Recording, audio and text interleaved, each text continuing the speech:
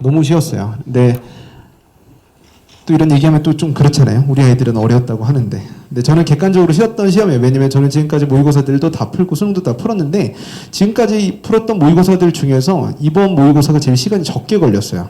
자, 왜 그러냐면 킬러 문제라고 얘기하는 거 다들 들어보셨죠? 수학 문제는 30문제로 구성이 되어 있는데 객관식 맨 마지막 문제인 21번하고 주관식 맨 마지막 문제인 30번이 그 어떤 해보다 쉬웠어요.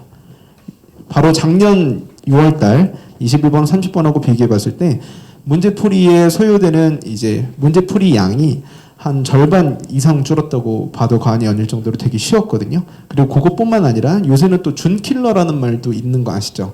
준킬러들이 애들이 좀 많이 힘들었는데 준킬러도 그렇게 어렵지 않아서 좀 쉽게 느껴졌던 시험이에요.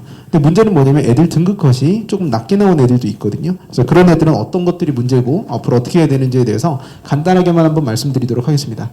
자, 그 전에 일단 요거 한번 말씀을 드려보도록 할게요. 혹시 그 1등급 컷 다 몇 점인지 사이트에서 다 보셨죠? 이따가 2부에서 소장님도 말씀을 드리겠지만 제가 가장 중요하게 생각하는 건 1등급 컷이 아닙니다. 저도 여기서 설명회를 많이 진행하는데 설명회 할 때마다 항상 드리는 말씀이 있거든요. 이번에 문과 1등급 컷이 몇 점이죠? 문과예요, 문과. 96 또는 92 뭐 이렇게 되긴 하는데 96점이에요. 근데 가장 중요한 건 1컷과 2컷의 차이예요. 1컷과 2컷의 차이. 그래서 제가 문과는 몇 점이라고 써드렸죠? 10점하고 12점. 이게 되게 많은 거예요. 진폭이 되게 큰 편이에요. 원래 이 정도까지 차이는 나지 않았거든요. 자, 이과도 몇 점일까요? 8점에서 9점 차이예요. 제가 심심해서는 아니고 작년, 재작년 1등급 컷과 2등급 컷 차이를 평균 내봤더니 재작년이 4.4점이었고요. 작년이 7.7점이었고 이번에는 몇 점이다?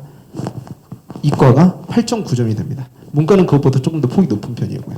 이게 뭘 뜻하는 거냐면 우리 아이들한테 킬러 문제라고 말씀드리는 21번과 30번이 가장 중요한 게 아니라는 거예요. 애들 30번 못 읽고 끝나요. 그러면 30번을 준비한다고 해서 애들이 잘 보는 게 아니라 그 전에 있는 문제들까지 잘 갈 수 있는 실력이 가장 중요하다는 거죠. 그래서 요새 트렌드는 무조건 다 뭐다? 준킬러입니다. 준킬러. 그래서 30문제로 봤을 때 21번과 30번 직전에 있는 문제들을 진짜 중간 문제의 난이도를 중간 문제의 난이도로 이해하는 실력. 그게 가장 중요한 거예요. 누가 봐도 중간 난이도인데 나는 우리 아이 혼자 킬러라고 인식하면 안 되는 거잖아요. 아시겠죠? 그런 방법에 대해서 제가 한번 이제 번호 때는 한번 말씀을 드려보도록 할게요. 이게 30번 이제 1번부터 30번까지 구성되어 있는 내용인데요. 이렇게 그닥 중요하지는 않고요. 제가 번호 때 한번 말씀드리면 자, 여기는 21번 보이시죠? 여기가 킬러고 이 직전에 있는 게 보통 중킬러라고 얘기를 합니다. 그리고 30번이 이게 가장 어려운 문제고 그 전에 있는 요 세네 문제 정도들이 주관식 중킬러 문제들이 되겠죠. 근데 그런 문제들을 우리 아이들이 좀 잘 풀어주셔야 되는데 애들이 이번에 이제 문과도 그렇고 이과도 그렇고 주관식 뒷부분에서 정말 많이 나갔더라고요. 그래서 우리 아이들 혹시 수학 점수 어떻게 되는지 물어보셔서 아이가 좀 점수가 안 나왔다 물어보시면 주관식 뒷부분에서 아마 많이 틀렸을 거라고 예상이 됩니다. 이거는 이과고요. 자, 이것도 한번 나형으로 가보도록 할게요. 자, 나형도 이렇게 진행이 됩니다. 근데 뭐 크게 다르지는 않아요. 그래서 뒷부분 많이 틀렸다 이런 얘기를 드릴 수 있고요. 자, 그러면 여기 좀 중요한 것 같아요. 자, 올해는 수능 이제 개정교육과정 수학과정에서 개정이 되면서 첫 수능인 건 다들 알고 계시죠. 그래서 저도 이 체제로 시험 보는 게 처음이라서 어떻게 단원별 밸런스가 구성될지 되게 궁금해서 이것저것 다 세봤는데 일단 이과부터 말씀을 드려보도록 할게요. 이과부터 말씀을 드려버리면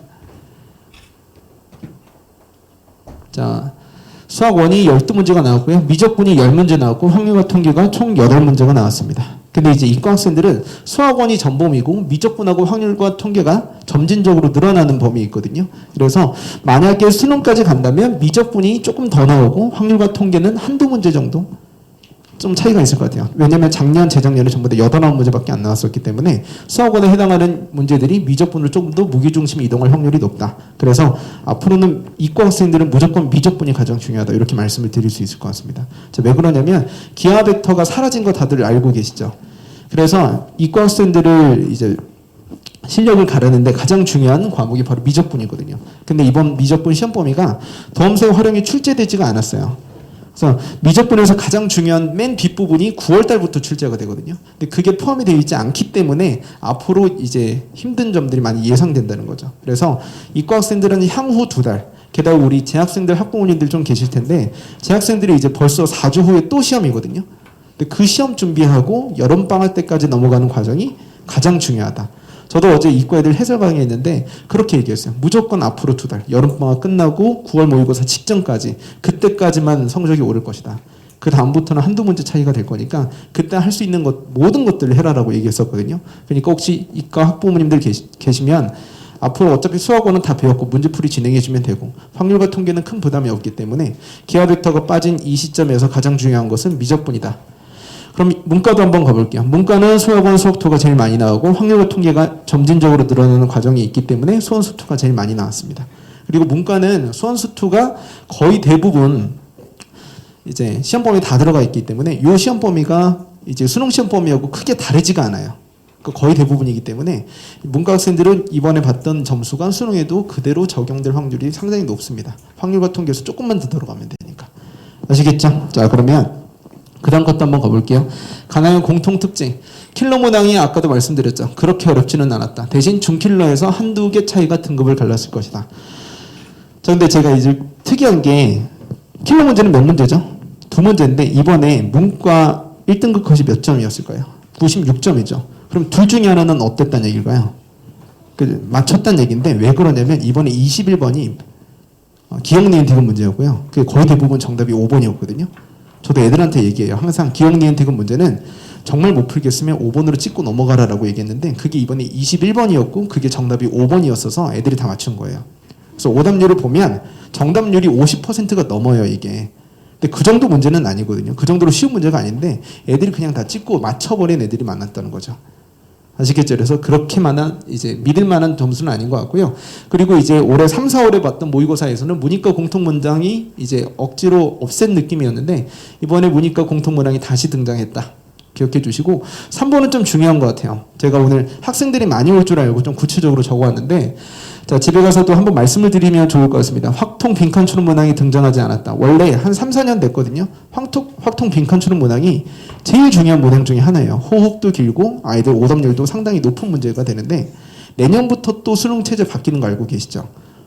예비 수능 체제로 해서 그거 설명회도 우리 학원에서 했었는데 내년부터는 수학이 수학원, 수학2가 문이과 공통 문항이 되고 공통 문제가 되고 확률과 통계, 미적분, 기하가 선택 과목으로 해서 8문제가 출제가 됩니다.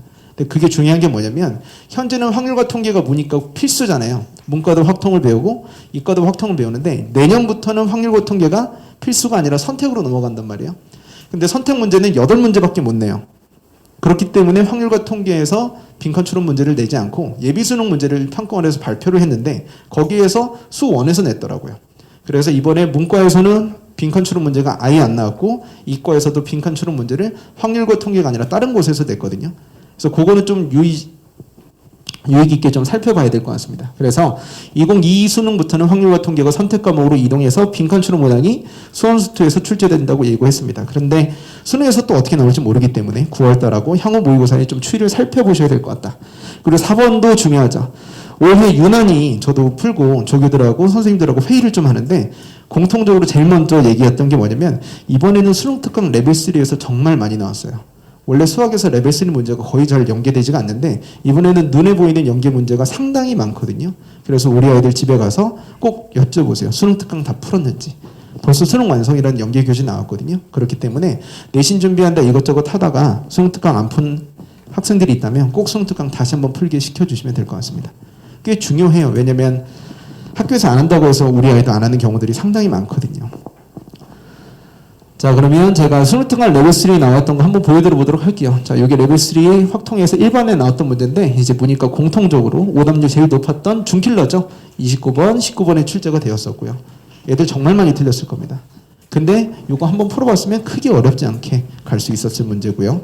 자, 그 다음 것도 한번 보여드리면 수특 레벨 3 2번에 나와 있던 문제가 이제 이과 17번에도 나왔고요. 진짜 똑같아요. 풀이 과정 보면 숫자만 바뀐 느낌이에요. 되게 비슷하고요. 자, 그 다음 요것도 마찬가지입니다. 근데 요건 좀 놀란 게 수원에서 레벨 3 1번이었는데 이번에 3점짜리로 출제가 됐어요. 4점짜리가 아니라. 그래서 레벨 3에 해당하는 문제들도 어느 정도는 쉽게 받아들여줘야 되지 않을까, 이과 학생들은. 그렇게 좀 생각이 들더라고요. 자, 그래서 집에 가서 수능 특강하고 기출문제 꼭 반복시키도록 훈련시켜 주시고요. 가형에 대한 얘기부터 먼저 한번 말씀을 드려보도록 할게요. 자, 이번에 오답률이 제일 많이 높았던 문제가 20번 문제였거든요. 20번 문제. 그래서 우리 학생들 혹시 20번 문제 틀렸다면 어떻게 준비해야 될지 제가 써놨는데, 등비급수와 도형, 삼각함수, 극한, 도형, 통합평꼴에서 원래 작년부터는 없었던 사인 법칙, 코사인 법칙 이런 애들이 같이 추가가 돼버려요. 그래서 기존에 없었던 문제들 유형에서 조금 출제가 될 거니까 앞으로 좀 저도 그런 문제를 개발해서 애들한테 줄 것 같고요. 그리고 이과 학생들은 향후 시험 범위가 좀 많이 는다고 얘기했죠. 그래서 도함수를 활용하고 적분이 추가된 9월 모의고사 시험 점수가 가장 중요하게 될 것이다. 그래서 이과 학생들은 이번에 좀 점수가 안 났다. 그러면은 아까 말씀드렸던 것처럼 향후 2달 동안 할 수 있는 모든 것들을 진행해 주시는 게 가장 좋습니다.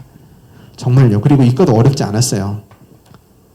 아시겠죠? 그러니까 등급컷 보고 막 좀 어려웠나 이런 게 아니라 쉬웠으니까 꼭 기출문제랑 수능특강 그리고 어려운 문제들 좀 열심히 훈련시키도록 해주시고요. 3번 기출문제의 아이디어들을 그대로 출제했다. 사실은 가형 28번 뿐만 아니라 모든 문제가 다 그랬어요. 수학에서 가장 중요한 문제는 뭘까요? 라고 물어보시면 당연히 교과서는 아닙니다. 무조건 기출문제예요. 왜냐하면 기출문제들을 완벽히 정리하는 것만으로도 절대 적은 공부가 아니거든요. 근데 애들이 기출문제를 무시하고 자꾸 새로운 문제 풀다 보니까 이상한 짓을 하는데, 기출문제들을 완벽하게 2번, 3번씩 풀게 시킨 친구들은 절대 3등급보다 낮게 나오지는 않을 거예요. 그러니까 여름방학 때 기출문제 한 바퀴 또 돌리고 9월 이후에 또 돌리고 이런 식으로 진행이 되셔야 되겠습니다. 아시겠죠? 그래서 기출문제 보시면 제가 일부러 보여드리도록 할 건데, 이게 오답률 가장 많이 높았던 도형 문제가 되겠고요. 74%예요. 진짜 많이 틀렸더라고요. 근데 이게 나름대로는 좀 도형적으로 애들이 좀 어려워할 만한 문항이었다라고 말씀드릴 수 있고, 그리고 여기 좀 중요하죠. 그래서 제가 일부러 그림을 가져왔는데 이번에 가형 28번 문제예요. 왼쪽에 있는 게 이번 28번이고요. 이게 작년 28번 문제입니다. 수학을 공부하신 지 좀 오래됐던 학부모님들도 이 두 그림이 좀 비슷하다는 건 느껴지시나요? 저는 올해 거 문제 보자마자 이거 작년 거랑 너무 똑같은데 해가지고 금방 풀었거든요. 근데 이거 애들이 정말 많이 틀렸어요. 오답률이 85%잖아요. 그러니까 기출문제를 완벽하게 소화하지 못해서 틀리는 거예요. 진짜 똑같이 나왔거든요. 아시겠죠? 그러니까 우리 아이들이 복습을 좀 중요하게 생각해 주셔서 이미 출제되었던 아이들을 완벽하게 암기시키는 게 가장 중요하다. 저도 수학을 가르치는 사람이지만 애들은 수학자가 되기 위한 수학 공부를 하는 게 아니에요. 저도 애들 준비시키는 건 수학을 준비시키는 게 아니라 수학 시험을 준비시키는 거거든요. 근데 수학 시험은 이미 수능의 출제 기조가 완벽히 다 정리되어 있기 때문에 그런 것들 위주로 공부해 주시면 돼요. 자, 그럼 그 다음 것도 말씀드리겠습니다. 자, 나형은요. 나형은 도형 관련 문항이 이번에 안 나왔어요. 원래 3, 4월 모의고사에서 되게 중요하게 나왔었는데 이번엔 나오지 않아서 나중에 또 다시 어렵게 나올 수 있다. 그리고 이렇게 쉽게 출제된다면 아까 말씀드렸죠. 21번, 30번 둘 중에 하나는 상위권 학생들은 맞춰야 될 수도 있다. 시도해 볼 수도 있다는 거죠. 저는 원래 뭐라고 가르치냐면 원래 문과에서 1등급 컷이 92점보다 높았던 적이 없기 때문에 21번, 30번 풀지 말고 나머지 문제들을 다 2번씩 풀라 그래요. 그렇게 해도 1등급 나오니까. 그게 훨씬 더 안전하고 가치 있는 일이니까. 근데 이렇게 쉽게 나와버리면 21번하고 30번은 좀 풀어볼 수도 있다. 아시겠죠? 그래서 상위권 얘기하는 겁니다. 그리고 수학2가 너무 쉬웠어요. 수학2가. 근데 원래 문과는 무조건 수학2가 어렵거든요. 그래서 9월 달에도 수학2가 쉬울 거라고 예상하면 조금 금물이니까 역시나 문과 학생들 수학2 공부 잘 해주시고, 기존 유형 그대로 출제돼서 애들도 거의 기억나는 문제가 없어요. 당연히 뭐 나오던 거 나왔어요. 이 정도 얘기하더라고요. 문과에서는 신유형은 없었다. 자, 그래서 문과 이과 공통 문제 한번 가지고 와봤는데요. 학생들 보면 알 겁니다. 이게 문과 18번, 이과 26번 이렇게 제가 가지고 와봤는데,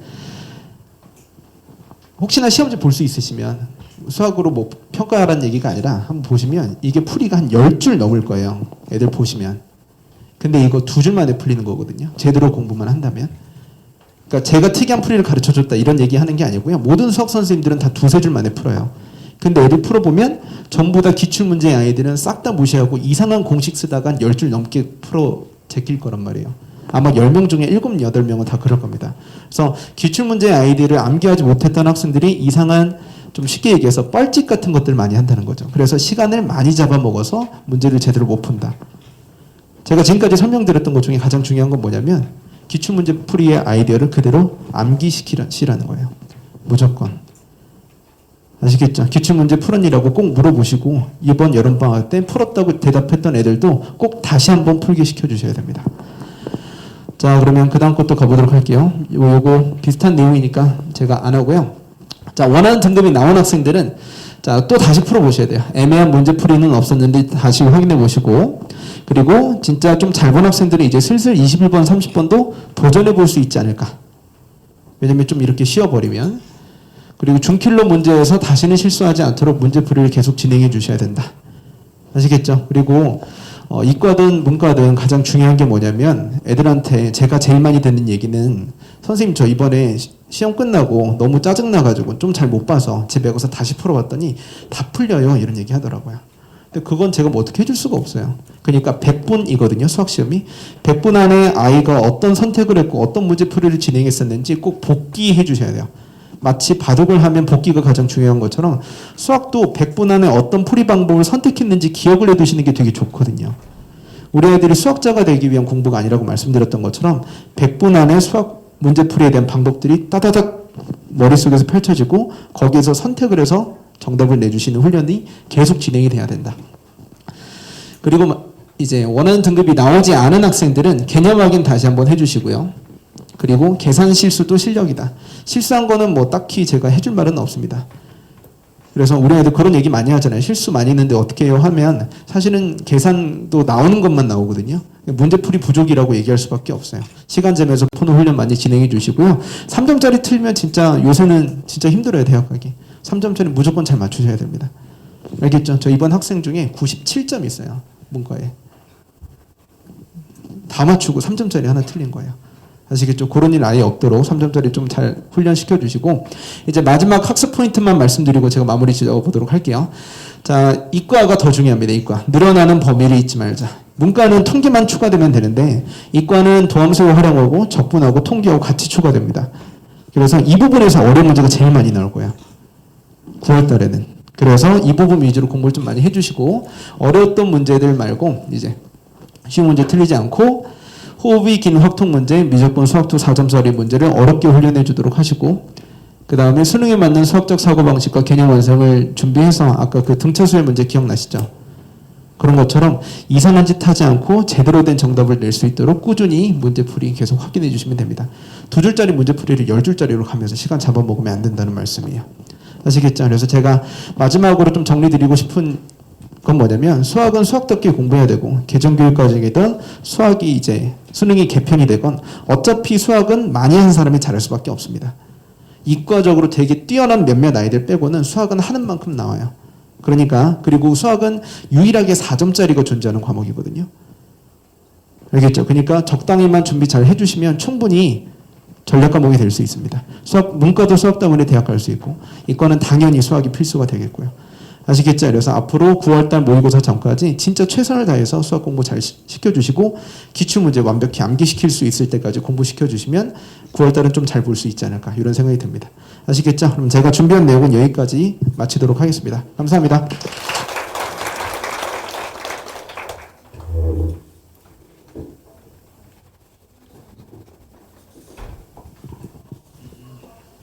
화면 좀 바꿔주셔야 될 것 같은데.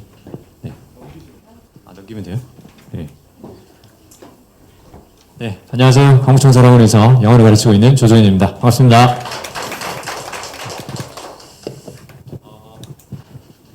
평가원 출제 코드를 중심으로 해서요. 몇 가지 말씀드리고 어차피 뭐 쉬웠습니다. 쉬웠고요. 작년 수능보다도 쉬웠고 작년 유평보다도 더 쉬웠어요. 더 쉬웠고 처음에 그래서 이제 시험 문제를 볼 때 이거 너무 쉬운 거 아닌가? 그래서 다 100점 맞는 거 아닌가? 이런 생각이 들었는데 또 그렇지는 않더라고요. 그래서 우리 아이들답게 또 이렇게 잘 본 친구들도 있고 그렇지 않은 친구들도 있는데 일단 EBS 연계율이 이제 평가원에서 얘기한 것처럼 그 연계 비율을 그대로 거의 지켜줬고요. 다만 특이사항이 있다면 연계 교재 중에서 보통 6평 때는 앞쪽에 보이는 수능 특강 영어 있죠? 거기에서 연계를 많이 했는데 이번엔 거기에서 한 문제 그리고 수능 특강 영어 독해 연습 있죠? 독해 연습에서 이제 6문제 이렇게 이제 연계가 됐기 때문에 기존에 연계됐던 그런 스타일에서 조금 바꾼 거는 이제 고3과 재수생의 그 학력 간의 격차를 좀 해소하기 위해서 둘 다 학습이 아직 안 됐을 것이라고 생각하는 독해 연습 부분에서 이렇게 출제를 한 거. 이제 그게 약간 차이점이 있고요. 그 다음에, 영어 듣기는 뭐 17문제 중에서 15문제가 이제 연계가 되는 거니까 그거는 뭐 기존과 동일하게 약간 바뀐 점이라면 독해 연습에서 조금 연계가 많이 됐다. 뭐 그 차이일 뿐입니다. 자, 그리고, 뒤쪽 선생 살펴보시면 일단 평가원이 이번에 또 어떻게 출제했는지 살펴보니까 작년 출제 방향하고 거의 동일하더라고요. 그래서 거의 동일한데 연계하는 부분만 살짝 바뀌었고요. 그리고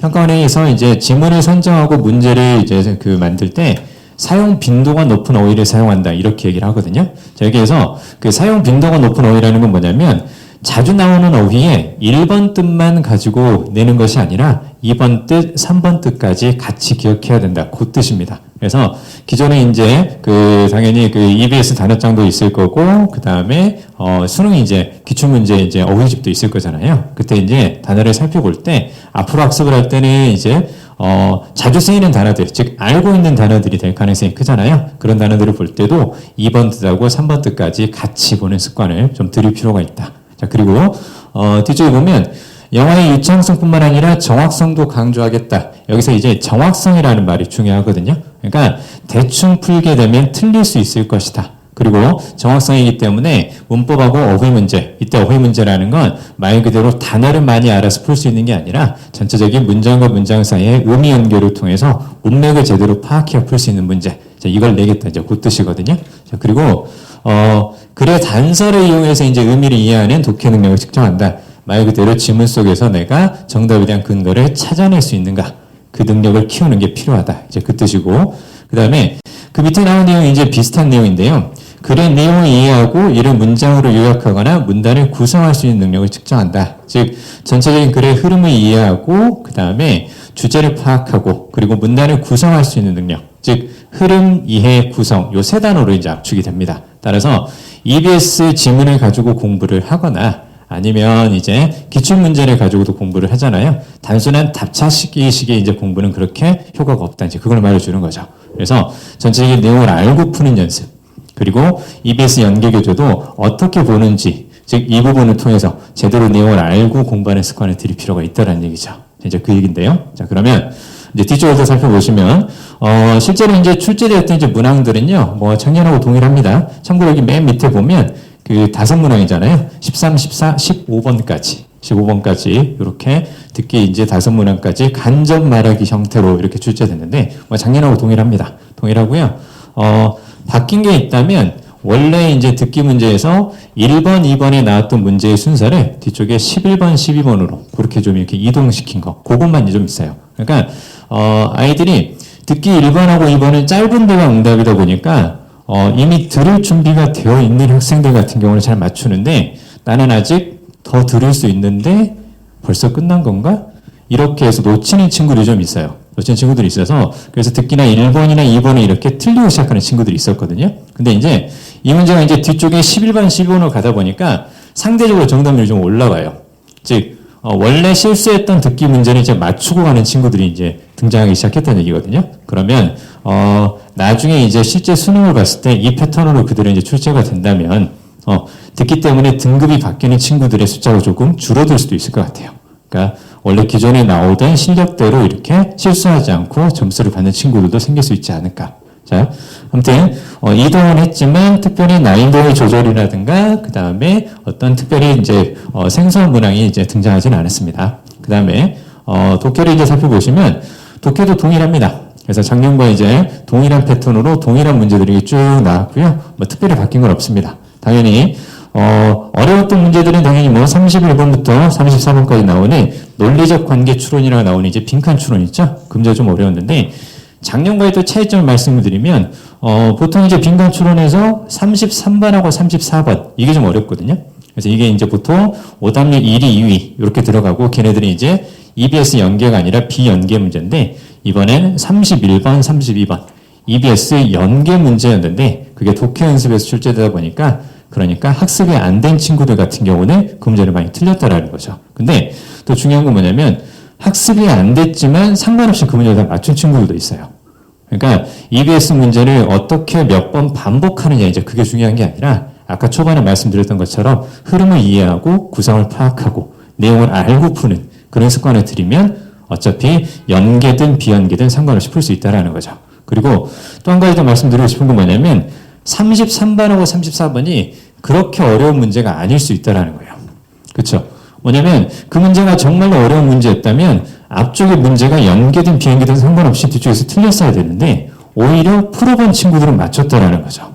그러니까 겁을 먹고 33번하고 34번은 안 풀어도 되는 것 혹은 풀면 어차피 틀릴 거니까 시간 낭비 이렇게 생각하지 말고 오히려 접근해 보면 읽어보면 풀릴 수 있는 그 정도 난이도였다라는 거죠.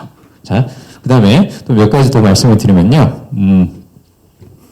그럼 이제 이 평가에서 이제 무슨 얘기를 했냐면, 문항을 출제할 때 이제 그들이 말한 건 뭐냐. 일단은 그 수험생의 학습 성향에 따른 유불리 문제가 발생하지 않도록 전체적으로 고른 소재를 가지고 출제하겠다. 그리고 수험생의 인지적 과정에 따른 문항 유형을 배열하겠다. 무슨 말이냐면 사고 흐름에 맞게끔 비슷한 스타일의 문제는 같이 배치한다는 거죠. 그래서 이제 듣기 문제에서도 순서가 1번, 2번에 있었던 것을 11번, 12번 이렇게 바꿔준 거고 그 다음에 뒤에 독해를 보면 빈칸은 빈칸끼리 순서는 순서끼리 이렇게 같이 묶어놨다라는 겁니다. 그래서 일단 이렇게 얘기는 하지만 사실 문제 푸는데 이제 큰 지장은 없습니다. 큰 지장은 없고 그 다음에 이제 밑에 쭉 보시면 맨 밑에 보면 이렇게 2점 문항, 35 문항, 그 다음에 3점 문항, 10 문항 요 정도 이렇게 출제가 됐고요. 맨 밑에 나온 요 부분 있죠. 특히 간접 연계라고 하는데 중심 내용과 맥락, 그 다음에 함축적 의미, 세부 내용 이렇게 쭉 나와 있는데 우리가 흔히 말하는 그 주제라든가 제목을 묻는 그런 문제들 있잖아요. EBS하고 소재는 같지만 내용이 다른 걸 가져오기 때문에 사실상 그 부분은 연계가 아니라 원래 내가 가지고 있는 독해력을 가지고 풀어야 되는 그런 문제들을 이제 보시면 됩니다. 자, 그 다음에 뒤쪽 보시면 연계 현황은 이렇게 됐거든요. 참고로 그 EBS 연계는 이제 어떻게 푸는 게 좋은 거냐. 우리가 가지고 있는 그 변형 문제집 있죠. 그래서 변형 문제집을 제대로 푸는 게 사실은 중요합니다. 그래서 그 EBS 지문을 몇 번 반복해서 그 내용을 기억하는가 이제 그게 중요한 게 아니라 우수한 변형 문제를 가지고 한번 배웠던 지문이고 알던 지문이더라도 어떻게 변형되느냐에 따라서 아이들이 느끼는 체감이 좀 다르거든요. 그래서 좋은 변형 문제를 가지고 풀어보는 게 필요하다. 그리고 전체적으로 EBS를 공부를 할 때 역시 평가원이 얘기하는 그 출제 코드에 맞춰서 흐름을 이해하고 구성을 파악할 수 있는 거 이렇게 푸는 게 가장 중요하다는 거죠. 왜냐하면 아이들이 EBS를 한 3-4번 반복해서 보면서 기억하려고 하는데요. 보통 이제 자신의 기억이 완전하진 않습니다. 완전하지 않고요. 그래서 기억에 의해서 문제를 푸는 것보다는 차라리 독해력을 키워서 문제를 푸는 게 훨씬 더 효과적이고 저희가 이제 저희 학원에서 이제 만든 변형 문제집인데 여기에서 저희가 지문 7개 이제 그대로 그 다음에 내용까지 이제 많이 일치해서 이렇게 이제 저희가 이렇게 문제를 만들어서 풀고 있는데요. 중요한 건 저희가 가지고 있는 변형 문제집이 아니라 학생들이 EBS를 공부를 할 때도 제대로 내가 이해하고 풀고 있는가 이걸 확인하는 게 이제 필요하다는 얘기입니다. 자, 그 다음에요. 아무튼 이렇게 지문이 이제 전체적으로 이제 다 적중했다 이제 그 얘기고요. 그 다음에 이제 뒤에 쭉 보시면 그럼 이제 앞으로 이제 어떻게 공부를 할 거냐. 제가 이제 매일 이제 매번 이제 이렇게 설명을 할 때만 이제 드리는 말씀인데요. 원점수에 관심을 갖자. 그러니까 같은 등급이라 하더라도 91점으로 1등급하고 그 다음에 98점으로 1등급하고 다르죠. 그 다음에 2등급이라 하더라도 81점이냐 89점이냐고는 다르다라는 거죠. 그러니까 내가 실제로 원점수가 몇 점인지를 보고 앞으로의 학습 방향을 좀 점검을 해주자. 그 얘기인 거고. 그 다음에 다른 친구들이 많이 틀렸던 오답률 상위 5문항도 중요하지만 나한테 가장 어려웠던 문제가 바로 뭔가. 결국은 내가 가진 약점을 먼저 해결하는 게 필요하잖아요. 그래서 읽지도 못했는데 그 문제가 중요한 문제다더라. 이렇게 접근하는 것보다는 내가 읽었지만 헷갈렸고 틀렸던 문제 있죠. 그건 먼저 점검을 해주자. 그래야 약점을 보완하고 그 다음에 앞으로 나아갈 방향을 잡을 수가 있을 테니까. 자, 그 다음에 세 번째는 취약 부분을 구체적 객관적으로 파악한다. 그러니까 그 문제를 틀리고 나서요. 이제 오답 정리 같은 걸 할 거잖아요. 그러면 왜 틀렸는지, 구체적으로 무엇 때문에 틀렸는지. 예를 들어서 듣기라면 내가 듣기에 어떤 부분이 틀렸는지 대본을 한번 확인해 보면서 단어를 몰라서 틀렸는지 아니면 단어는 알았지만 전체적으로 무슨 말인지 해석을 잘 못해서 틀렸는지 이걸 봐야 되는 건데 듣기를 분석해 보라니까 한 친구가 안 들림 이렇게 이제 분석을 한 거죠. 그래서 그럼 이제 그 친구는 독해는 또 어떻게 한 거냐 보면 일관성 있게 독해도요 33번 빈칸을 틀렸어요. 역시 틀린 이유 안 읽힘 이렇게 된다는 거죠. 그러니까 결국은 일관성이 있어서 좋기는 한데 중요한 건 이제 구체적 객관적으로 독해에서 해석이 안 돼서 틀린 건지 아니면 문맥 파악이 안 된 건지 아니면 밑에 보기를 놓고 선지를 잘못 읽은 건지 이런 것들까지 구체적 객관적으로 분석할 필요가 있다. 그리고 4번은 이제 균형 있는 학습을 하고 있는지를 확인한다. 듣기도 중요하거든요. 듣기에서 안 틀리는 게 필요하잖아요. 독해만 하는 친구도 있어요. 독해만 하는 친구도 있는데 근데 듣기에서 5개 틀리고 시작하면 아무 소용이 없죠. 그러니까 듣기와 독해를 같이 병행하는 것 그리고 연계와 비연계를 같이 병행하는 것 EBS 문제만 달달한 친구 같은 경우는 보통 3등급에서 잘하면 2등급까지도 나오거든요. 근데 본인도 불안해해요. 왜? EBS 문제가 아닌 다른 문제를 만나면 상대적으로 낯설고 그 다음에 많이 어렵게 느껴질 수 있다는 거죠.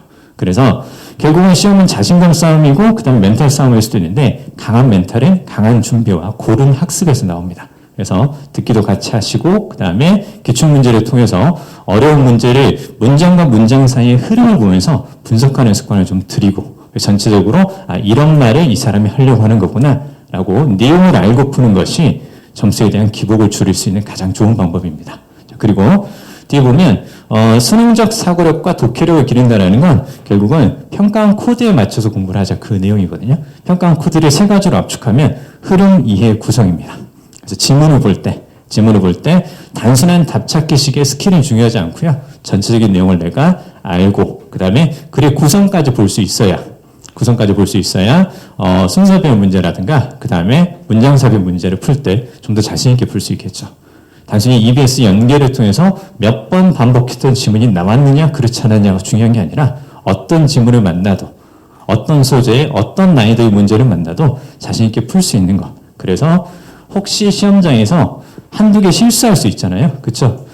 듣기를 평소에 잘했던 친구지만 그 시험장에서 앞에 있는 친구가 살짝 볼펜을 떨어뜨렸다거나 혹은 의자를 뒤로 끌었다거나 이런 그 예상치 못한 상황에서 한두 개 틀릴 수도 있겠죠.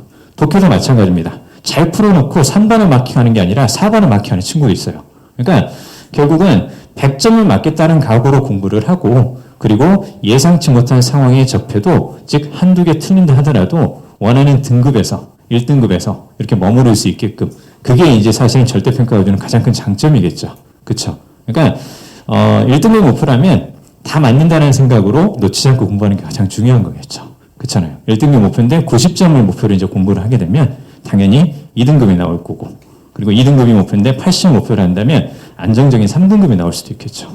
그렇죠? 그래서 전체적으로 평가원 코드에 맞춰서 공부할 필요가 있다라는 거. 균형적인 학습. 그리고 소홀히 하지 마시고 전체적으로 잘 공부해 주시면 혹시 떨어지더라도 시험이 어려워서 떨어지더라도 등급 바깥으로 나가는 일은 그런 일은 발생하지 않을 것 같습니다. 지금까지 광청사랑에서 영어를 가르치고 있는 조정현이었습니다. 감사합니다.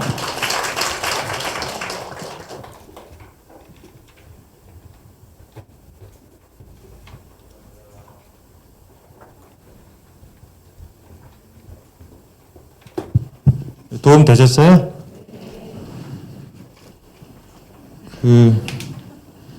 도움 되셨다는 하는데 표정이 다소 어두워지는 건 선생님들이 다 쉽다고 말씀하시잖아요. 출제된 게. 근데 절대적인 이제 기준으로서는 쉬워진 게 맞아요. 그러니까 객관적인 기준으로 봤을 때 동일한 실력의 사람이 푼다라 했을 땐 작년하고 올해 보면 쉬워진 게 맞아요. 문제는 우리 애들이잖아요. 그러니까 평가원에서 난이도를 낮출 때는 이유가 있을 거 아닙니까? 그죠? 전년도와 동일하게 난이도를 냈을 때는 올해 뭐 특징적인 사건들도 있었으니까 등급이라고 하는 부분에 있어서 문제 아니면 이제 뭐 하단으로 쭉 밀려서 이제 변별력이 안 생긴다라든지 그런 거기 때문에 오히려 저 쉽게 냈다고 했을 때 우리 애는 왜 그랬을까가 아니고요. 절대 난이도 내려와 있으니까 극복 가능하다. 더 빠른 속도로 이렇게 이해해 주셨으면 좋을 것 같아요. 그리고 학생들 입장에서는 이거는 오히려 기회가 될 수 있다라고 생각해 주시면 될 것 같고요. 문제가 되는 건 그렇게 철들었으면은 뭐 더 안심을 하시겠죠. 그죠? 예. 본인을 되돌아보는 이제 메타인지라고 하는 부분이 워낙 약해요. 그래서 아까 말씀드렸던 영어 부분이든 국어든 수학이든 스스로 분석하고 냉철하게 판단할 수 있는 부분 많이 약하기 때문에 부모님이 도와주셨으면 좋겠으나 부모님이 도와주시면 안 듣잖아요. 얘기를 안 듣는다고요. 아예 안 듣기 때문에 좀 더 좋은 사람에게 조언을 구할 수 있는 방식을 찾아주시고, 아까 영어 다이제스트 같은 경우에는 그 저희 교재가 이제 적중률 100%예요. 그러니까 지난 3년간 6평, 9평 수능, 올해 6평까지 해서 10회 연속 제 직접 연기 부분은 100%다 적중했어요. 그리고 아까 그분이 말씀하신 게 영어 그 교재 만든 팀의 한 분이세요. 그렇기 때문에 대놓고 얘기하시는 거고, 그 교재를 누가 만드는지 혹시 아세요? 제가 만들어요.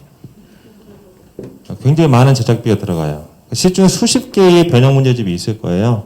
이렇게 정확도가 높은 이유는 굉장히 많은 자금, 인력이 들어가는 책이기 때문에 여기 재수부 여기 계신 분이야 그냥 좋은 책이니까라고 생각하시면 되고, 외부에서 그 책 구하기 쉽지가 않아요. 그래서 구할 수 있는 방법을 알려드릴 테니까 오늘만 들으시고, 만약에 안 되고요. 정말 필요하신 분만 말씀드릴게요.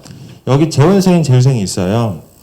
그 친구들한테 부탁을 해서 책을 잃어버렸다 그래라.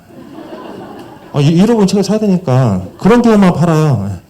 외국 안 판단 말이에요. 그래서 고등부한테도 안 팔기 때문에 야 해서 하나만 더 해줘봐 그러면 얘가 와서 책 잃어버리면 욕을 먹겠죠. 책 관리 똑바로 못한다고.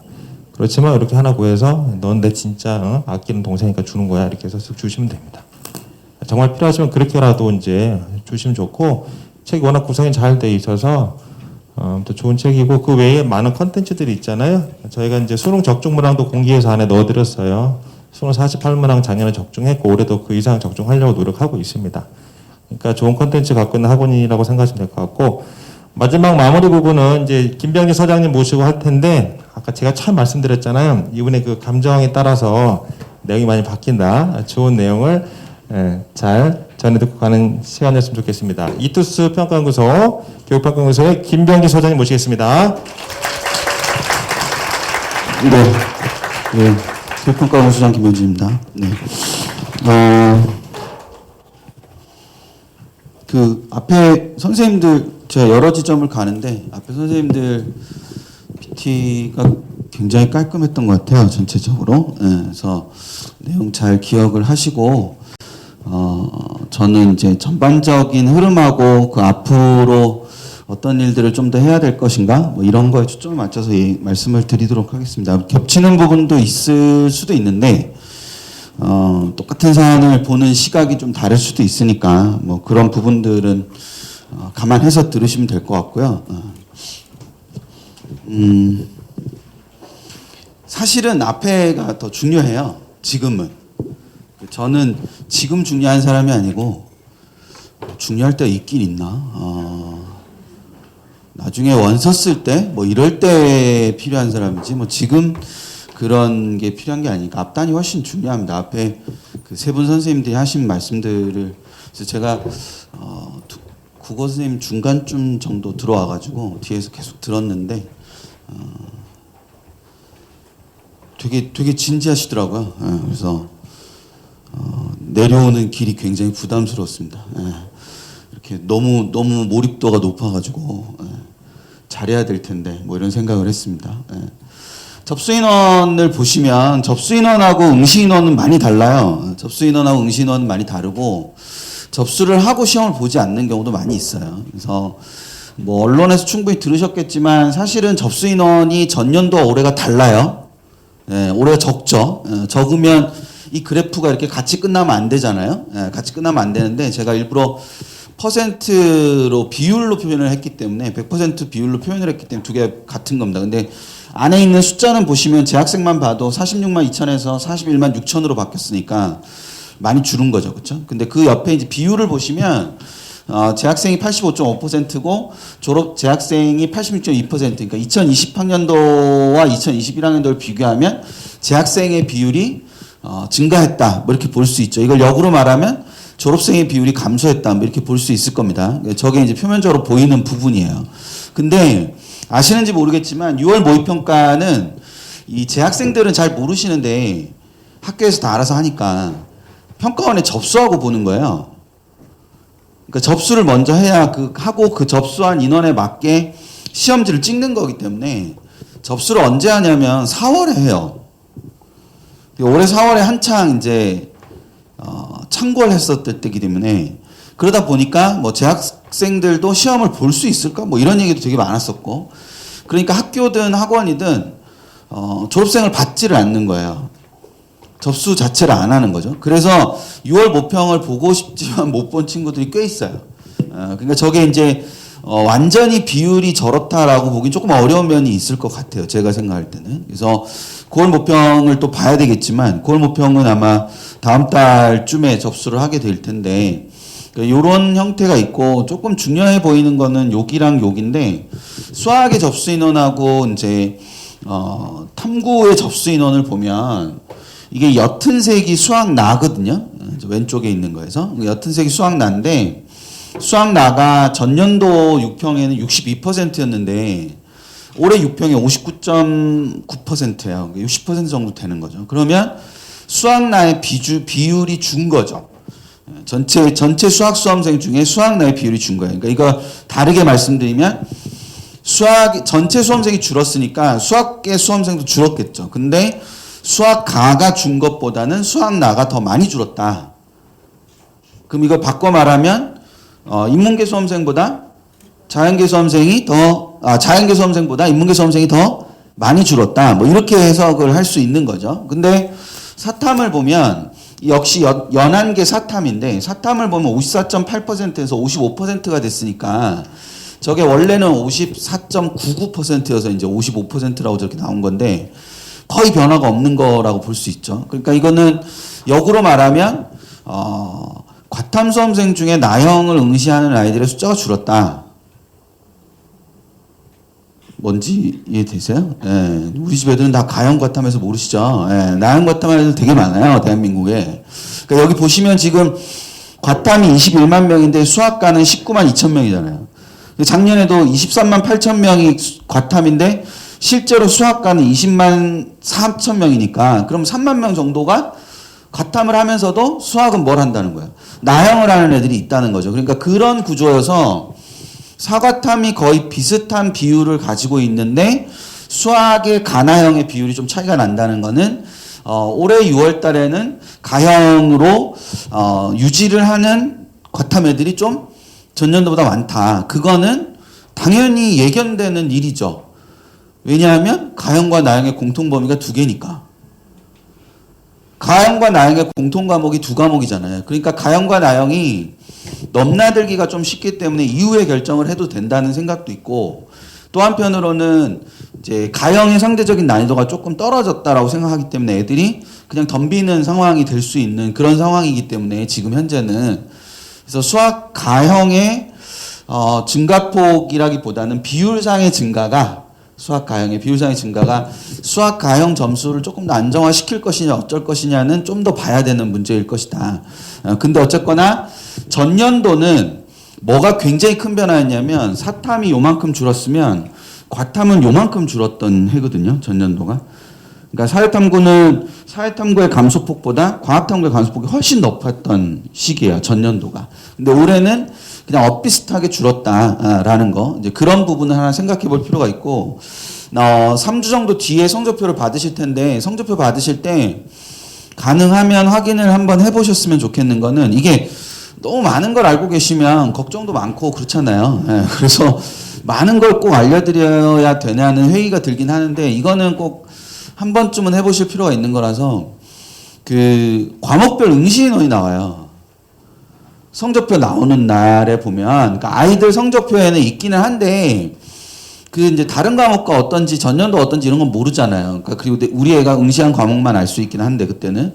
근데 평가원에서는 이제 보도자료 형태로 그걸 내준단 말이에요. 전 과목의 응시 인원을 보여줘요. 그러니까 접수 때는 사회탐구 몇 명 이렇게만 나오거든요. 근데 그때는 생활과 윤리 몇 명, 뭐 윤리와 사상 몇 명 이런 식으로 다 나오고 최근에 평가원이 좀 친절해져서 2년이나 3년 전 자료도 다 같이 공개를 해줍니다. 그러면 따로 찾으실 필요 없이 그걸 바로 보시면 이런 것 때문에 보는 거예요. 예를 들어서 과탐 전체의 감소폭이 10%인데 응시 인원의 감소폭이.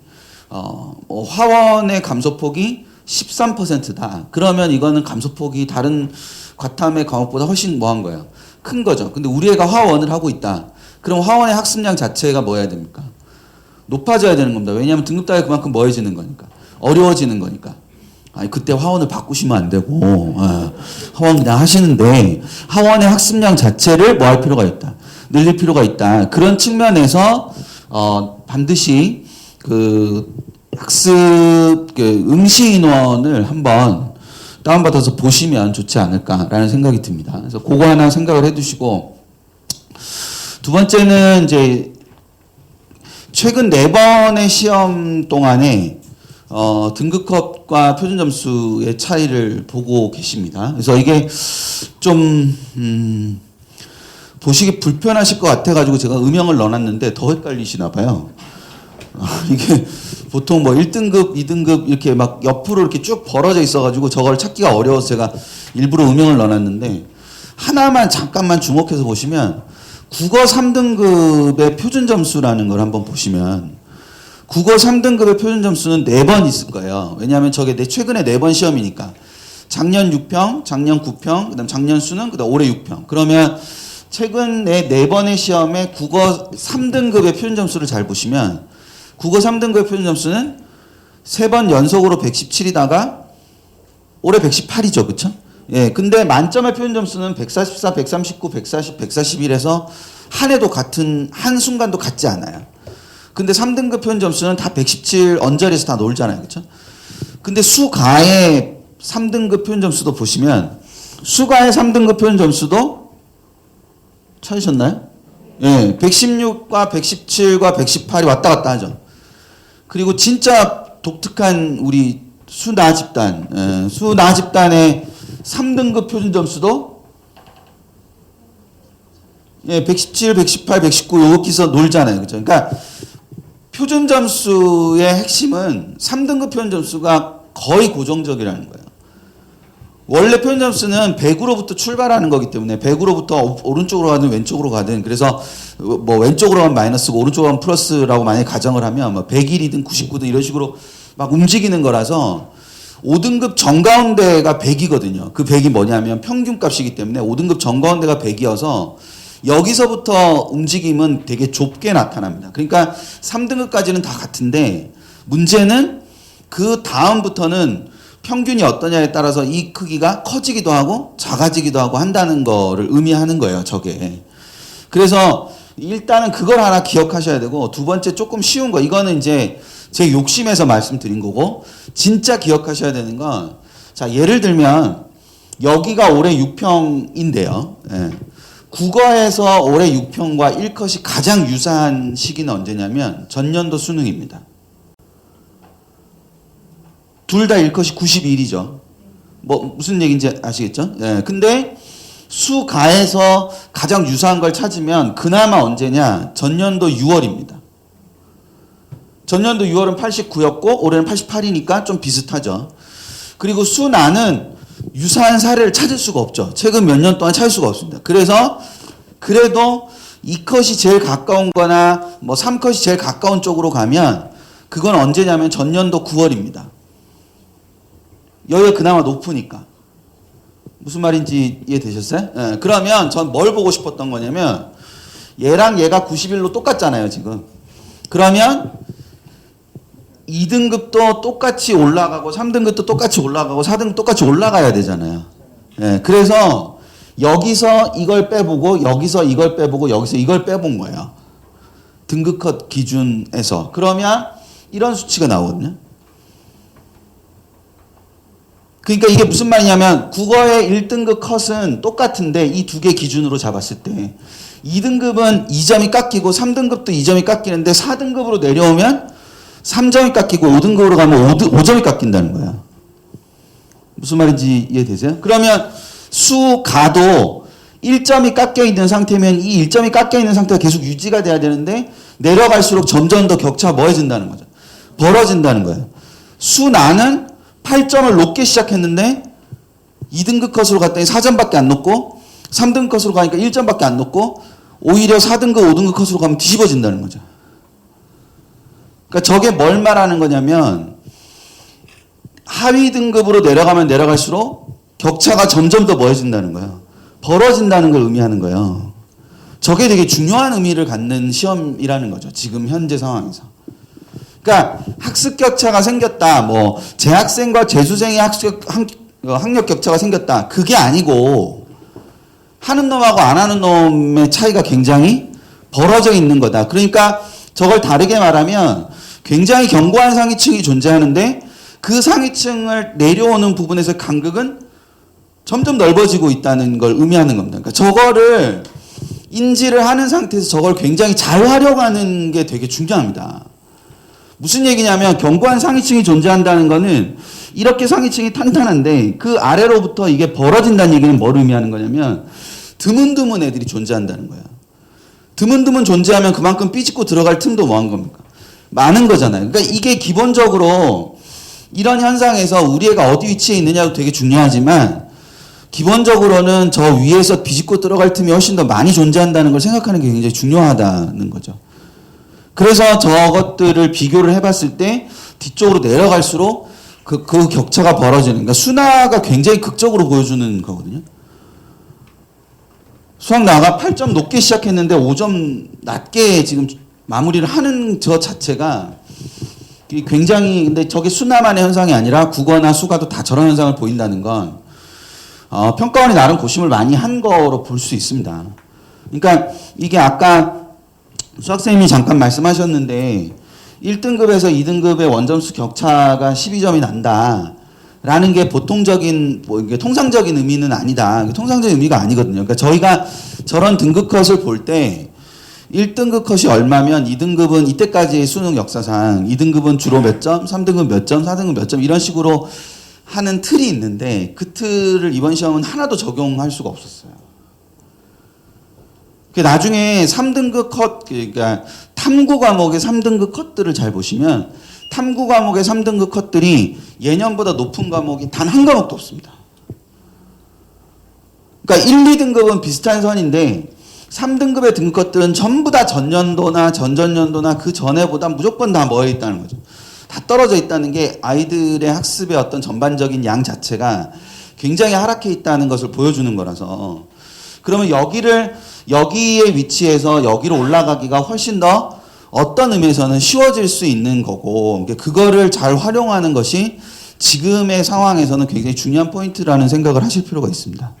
그래서 그걸 하나 염두에 두시고, 그걸 하기 위해서 평가원의 시험이 어떠한 의미를 갖느냐라는 거를 체크를 하는 게 되게 중요한데, 올해 6평에서 체크해야 되는 포인트들은 저런 겁니다. 근데 저거는 9평에도 똑같이 적용되는 부분이고요. 9평에도 저런 것들을 확인을 해보시는 게 굉장히 중요한 포인트입니다. 예를 들어서 저는 독서와 문학의 난이도가 높아질 거라고 예상을 하고 있습니다.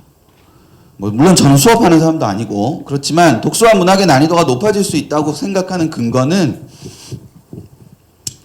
앞에서 이제 2번 정도 언급이 됐는데 제가 듣기로는 2022학년도에 수능이 바뀌어요. 근데 국어와 수학의 변화는 공통과목과 선택과목으로 바뀌게 되는데, 공통과목과 선택과목의 핵심은 어디에 있냐면 선택과목을 어렵게 내지 못한다는 데 있어요. 즉 선택과목을 어렵게 내게 되면 선택을 했다는 것만으로도 유불리가 생겨버리잖아요. 그러면 선택과목을 어렵게 못 내게 되고 그런 공통과목에서 난이도를 조절할 수밖에 없다. 근데 그 공통과목의 난이도를 조절하는 거를 올해 수능에서 실험해 볼 가능성이 굉장히 높다라고 생각을 한다는 거죠. 뭔지 이해되시죠? 예. 그리고 독서와 문학이 예를 들면 독서와 문학은 지금 현재 총 45문항 중에서 독서와 문학이 30문항이 나와요. 근데 이게 공통 과목이 되면 45문항에 45문항에 70%가 되기 때문에 75%가 되기 때문에 문항 수가 당연히 늘어날 수밖에 없거든요. 그때. 그러니까 그런 상황에서 독서와 문학의 난이도가 어떤 식으로 움직일 거냐를 생각하는 건 되게 중요한 거예요. 예. 그래서 성적이 조금 안정이 되면 특히 국어와 수학에서 이거는 성적이 안정이 되면이라고 제가 전제를 달았습니다. 성적이 안정이 되면, 안정이 된다는 게 뭐 1등급이 계속 안정적으로 나오거나 아니면 학습적인 양 자체가 조금 늘어있는 상태라거나 뭐 이런 상태가 되면 지금 2022학년도 예시문항을 한번 풀어보는 거 되게 의미가 있습니다. 2022학년도 특히 수학 나집단 같은 경우는 수원 수투가 공통 과목으로 들어가기 때문에 근데 수학 나는 지금 현재 수원 수투를 다 보잖아요. 자연계 수학 가는 수원 수투를 다 보지 않고 수원만 보잖아요. 그러니까 그런 구조라서 그걸 풀어보는 게 의미가 있는데 어쨌거나 그런 부분에서 이 난이도를 조금 체크를 해보는 거, 그다음에 합법과 작문의 신유형이 있었는지라는 것에 대해서 체크를 해보는 게 필요합니다. 올해는 지금 6편 같은 경우에는 합법과 작문에서 이제 한 문제 정도 신유형으로 본다면 볼 수 있는 유형이 나왔는데 그것들을 확인해 보는 게 필요하고 수학은 제가 굉장히 중요하게 이제 뭐 제가 중요하게 생각한다고 실제로 중요하지는 않을 수 있어요. 근데 저는 되게 중요하게 보는 게 공통문항의 개수와 난이도가 되게 중요하다고 생각합니다. 아까 이제 수학생님 잠깐 설명하셨는데 원래 공통문항은 작년까지 세 문항이었어요. 가나형 공통문항은. 근데 작년까지 세 문항이었는데 그거는 작년까지 확통만 공통 범위일 때가 세 문항이었던 거거든요. 근데 올해 수원과 학통으로 두 과목 늘어났기 때문에 당연히 공통문항의 숫자가 늘어야 된다고 생각했습니다. 저는. 근데 3월, 4월 아이들이 본 학력평가에는 공통문항이 한 문항도 안 나왔어요. 완벽하게 시험 범위가 일치함에도 불구하고. 그래서 참 이해할 수 없다. 교육청이 문제를 이상하게 낸다. 이렇게 생각을 했었는데 올해 시험에 8문항이 나왔습니다. 그 수원 4문항하고 학통 4문항 이렇게 해서 8문항이 나왔거든요. 그 8문항이 나왔다는 것이 9월에 확인을 해보셔야 돼요. 9월에 6문항으로 줄 수도 있고 10문항으로 늘 수도 있어요. 근데 지금 현재 구조상 공통문항을 낼 수밖에 없는 구조고 근데 그 공통문항의 난이도의 초점은 어디에 있을 가능성이 높으냐면 수원에 있을 가능성이 높아요. 이걸 잠깐만 설명을 드리면 내년에 가나형이 없어진단 말이에요. 그리고 수원 수토를 공통 과목으로 보는데 평가원 역사상 수학을 가형 집단과 나형 집단을 합쳐서 시험 본 적이 단 한 번도 없어요. 그 난이도 조절을 할 아무런 데이터가 없다는 거죠. 근데 올해 가형과 나형이 수원이 겹쳐요. 그럼 거기서 똑같은 문제를 주고 가형 집단과 나형 집단이 어떤 반응을 보일지는 충분히 예상이 가능하잖아요. 그렇죠? 그러니까 그런 부분에서 수원의 난이도가 굉장히 중요한 역할을 할 가능성이 높다. 그리고 또 하나는 인문계든 자연계든 가형 집단이든 나형 집단이든 올 겨울에 뭐에 미쳐 있었을 가능성이 굉장히 높으냐면 미적에 미쳐 있었을 가능성이 굉장히 높다. 여기저기서 다 미적만 들었을 가능성이 되게 높다고요. 자연계 미적을 들었을 거고 인문계는 수투 끝부분에 있는 미적에 미쳐 있었을 거란 말이죠. 수원이 너무 멀어요. 그러니까 완성도 되게 떨어져 있는 상태거든요. 그런 부분에서 수원의 부분을 조금 생각할 필요가 있어서 특히 수원 네 문항 중에서 세 문항은 올해 이제 공통문항이 4문항이 수원에서 나왔는데 그 4문항 중에 3문항은 나형의 고난이도 문항들 분류 중에 들어갑니다. 그 3문항이 가형에는 물론 들어가지 못하지만 그러니까 그런 측면에서 저걸 좀 생각을 해둘 필요가 있다라는 거. 그리고 영어는 역시 마찬가지로 내년에 연계 비율이 50%로 줄어들기 때문에 그 연계 비율이 50%로 줄어들게 되면 그걸 선제적으로 대응한다는 부분에서 직접 연계 비율을 줄이진 못할 거고 간접 연계 문항들의 어떤 난이도 이런 걸 조금 더 높일 수 있는 구조가 있습니다. 그러니까 아까 마지막에 영어 선생님 들으셨을 때 빈칸 추론 4문제가 있는데 그 빈칸 추론 4문항 중에서 2문항은 직접 연계고 2문항은 간접 연계라고 설명하셨거든요. 그 간접 연계 2문항의 난이도가 뭐해질 수 있다고요? 높아질 수 있다고요. 실제로 그 2문항의 난이도가 조금 높아졌다고 아까 설명을 하셨잖아요. 그러니까 그런 부분에서 저런 변화가 있을 수 있다는 걸 생각을 해두는데 문제는 원장님이 마지막에 이제 좀 전에 저 들어오기 전에 원장님이 그런 말씀하셨는데 난이도라는 것 자체가 객관적인 난이도 뭐 이런 얘기라고 하셨고 그리고 영어 선생님이 이제 그 말씀하셨죠. 오답률이 높은 문항이 아니라 나한테 오답률이 높은 것이 굉장히 중요하다. 뭐 이런 말씀하셨는데 이거는 평가원을 통해서 확인해야 되는 거고요. 그 내가 개인적으로 확인해야 되는 게 존재하겠죠. 내가 개인적으로 확인해야 되는 것들이 존재하기 때문에 반드시 국어에서 반드시 해야 되는 건 두 번째 줄입니다. 그러니까 화작의 집중, 시험의 집중도를 과연 어느 정도의 집중도를 가지고 얼마만큼 집중해서 시험을 받느냐라는 부분을 볼 필요가 있어요. 저거는 그래서 그 결과로 9월에도 저걸 집중할 수 있는 어떤 방법을 만들어내는 게 좀 필요합니다. 이게 어떤 건지 잘 모르시겠지만 화작은 단절적인 문제들이라서 화법과 작문이라는 건 그냥 이렇게 하나씩 문제가 떨어져 있기 때문에 애들이 시험에 집중하기 되게 어려운 구조를 갖고 있어요. 근데 독해는 한 지문을 보고 뭐 적으면 3문항, 많으면 5문항을 이렇게 푸는 거라서 집중력이 높아질 수 있는데 실제로 화법과 작문은 사실은 그렇게 집중도가 높기가 어렵거든요. 그런 상황에서 그 집중도를 어느 정도 선에서 출발을 했고 저기서 집중을 잘하게 되느냐 못하게 되느냐에 따라서 전체적인 시험을 잘 보냐 못 보냐 이런 부분을 결정할 수 있는 겁니다. 저거 2개랑 문법까지 다 합쳐서 15문제가 나오는데 그 15문제를 아까 국어쌤이 지나가시면서 지나가는 말로 뭐라고 하시면 시험의 반이라고 얘기하셨거든요. 그걸 시험의 반이라고 표현한 게 그 집중력을 가지고 문제를 풀 수 있느냐 없느냐를 결정하는 거기 때문에 저게 굉장히 중요한 포인트를 갖는다고 볼 수 있어요. 그러니까 시험을 잘 보는 방법은 최대한 빨리 집중력을 끌어올리고 그 집중력을 계속 유지하는 겁니다.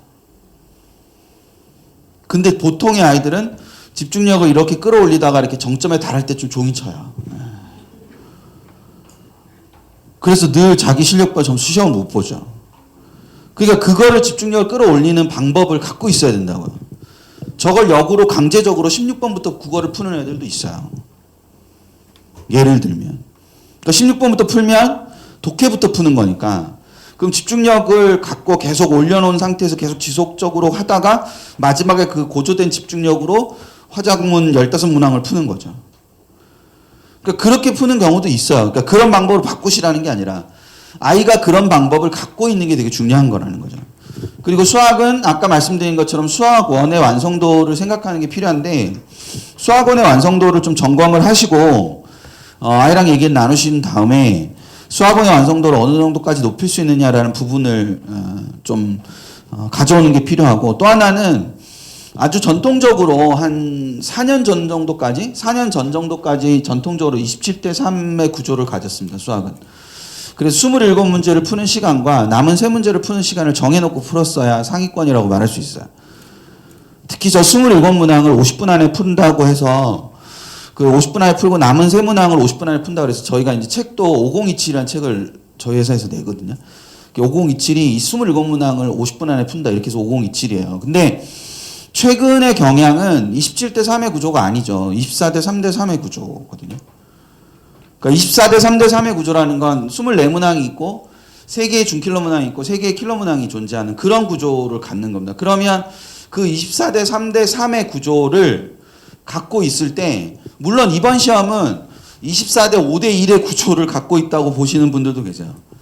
그 얘기는 24대 5대 1의 구조라는 거는 킬러는 한 문항밖에 없고 기존의 킬러라고 불리던 것들이 다 중킬러로 분류돼야 되는 문항들이다. 뭐 이렇게 해석을 하는 거죠. 근데 어쨌거나 그런 걸 떠나서 그건 아이들마다 다른 아이들이 다 준킬러라고 한다고 우리 집 아이도 준킬러라고 느끼지 않을 수 있어요. 그러니까 준킬러라고 부를 수 있으려면 그만큼 접근이 어렵거나 계산이 복잡하거나 이런 게 있어야 되는데 우리 집 애는 좀 다를 수도 있거든요. 그러니까 그걸 몇 개의 문항으로 나누어서 시간을 정할 수 있어야 됩니다. 그러니까 24문항을 몇 분에 풀고 3문항을 몇 분에 풀고 남은 3문항을 몇 분을 들여서 풀 건데 그래서 풀 수 있으면 어디까지 풀고 이런 계획이 서 있어야 된다는 거예요.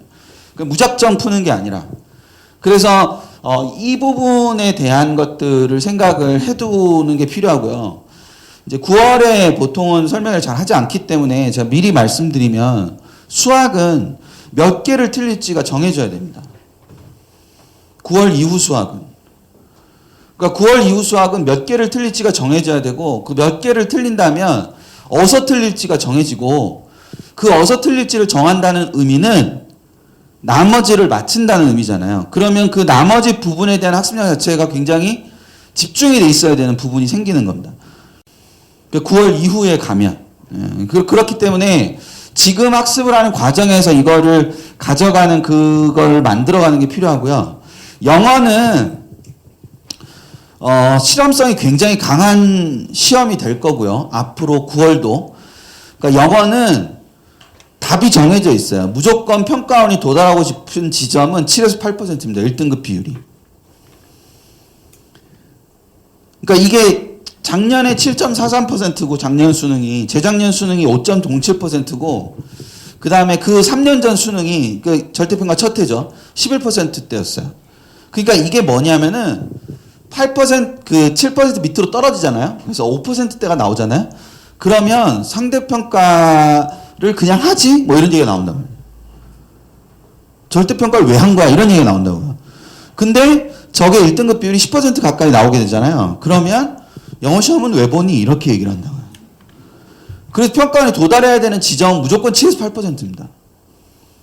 그럼 예를 들어서 지금 데이터상으로 7.5% 정도 보이거든요. 요번 6평이 1등급 비율이. 그럼 7.5% 정도 보이는데 결시율이랑 뭐 이런 게 겹쳐지면 결과적으로 8% 후반이 넘어갈 수도 있어요. 왜냐하면 이만큼 시험을 봤을 거라고 가정하고 1등급이 요만큼 있다고 가정을 한 건데 결시하는 애들은 얘들이 결시하는 게 아니라 밑에 애들이 결시를 하는 거기 때문에 이게 분모 자체가 줄어들게 되면 얘가 비율이 더 높아지잖아요. 애들은 똑같아도. 그래서 만약에 8, 9% 정도까지로 쭉 올라간다고 치면 9평은 무조건 어렵습니다. 9평 영어는 어렵겠죠. 그래 9평 영어를 어렵게 내서 5%나 6% 선으로 떨어뜨린 다음에 그럼 중간 난이도로 맞춰서 7에서 8%로 맞추려고 하겠죠. 작년 수능 영어를 내고 평가원이 되게 뿌듯했을 거란 말이죠. 드디어 맞췄다 해서. 그러니까 그런 패턴이 있어서 오늘 들으시는 얘기 중에 앞에 그 국수형에 대한 얘기는 잘 모르겠지만 제가 하는 얘기 중에서 집에 가서 학부모님들만 오신 분들한테 부탁드리면 집에 가서 하실 얘기 하나도 없습니다. 아무 얘기도 하시면 안 돼요. 예.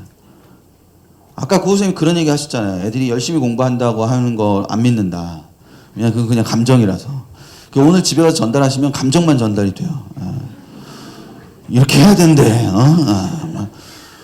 사실이 전달되는 게 아니라 감정만 전달되기 때문에 아무 말씀도 하시지 않는 게 좋습니다. 그냥 잘 기억해 두셨다가 나중에 컨디션 애들 상태 좋은 날 하나씩 얘기하시면 되는데 이 얘기는 꼭 하세요. 1컷의 원점수는 93이다. 영어에.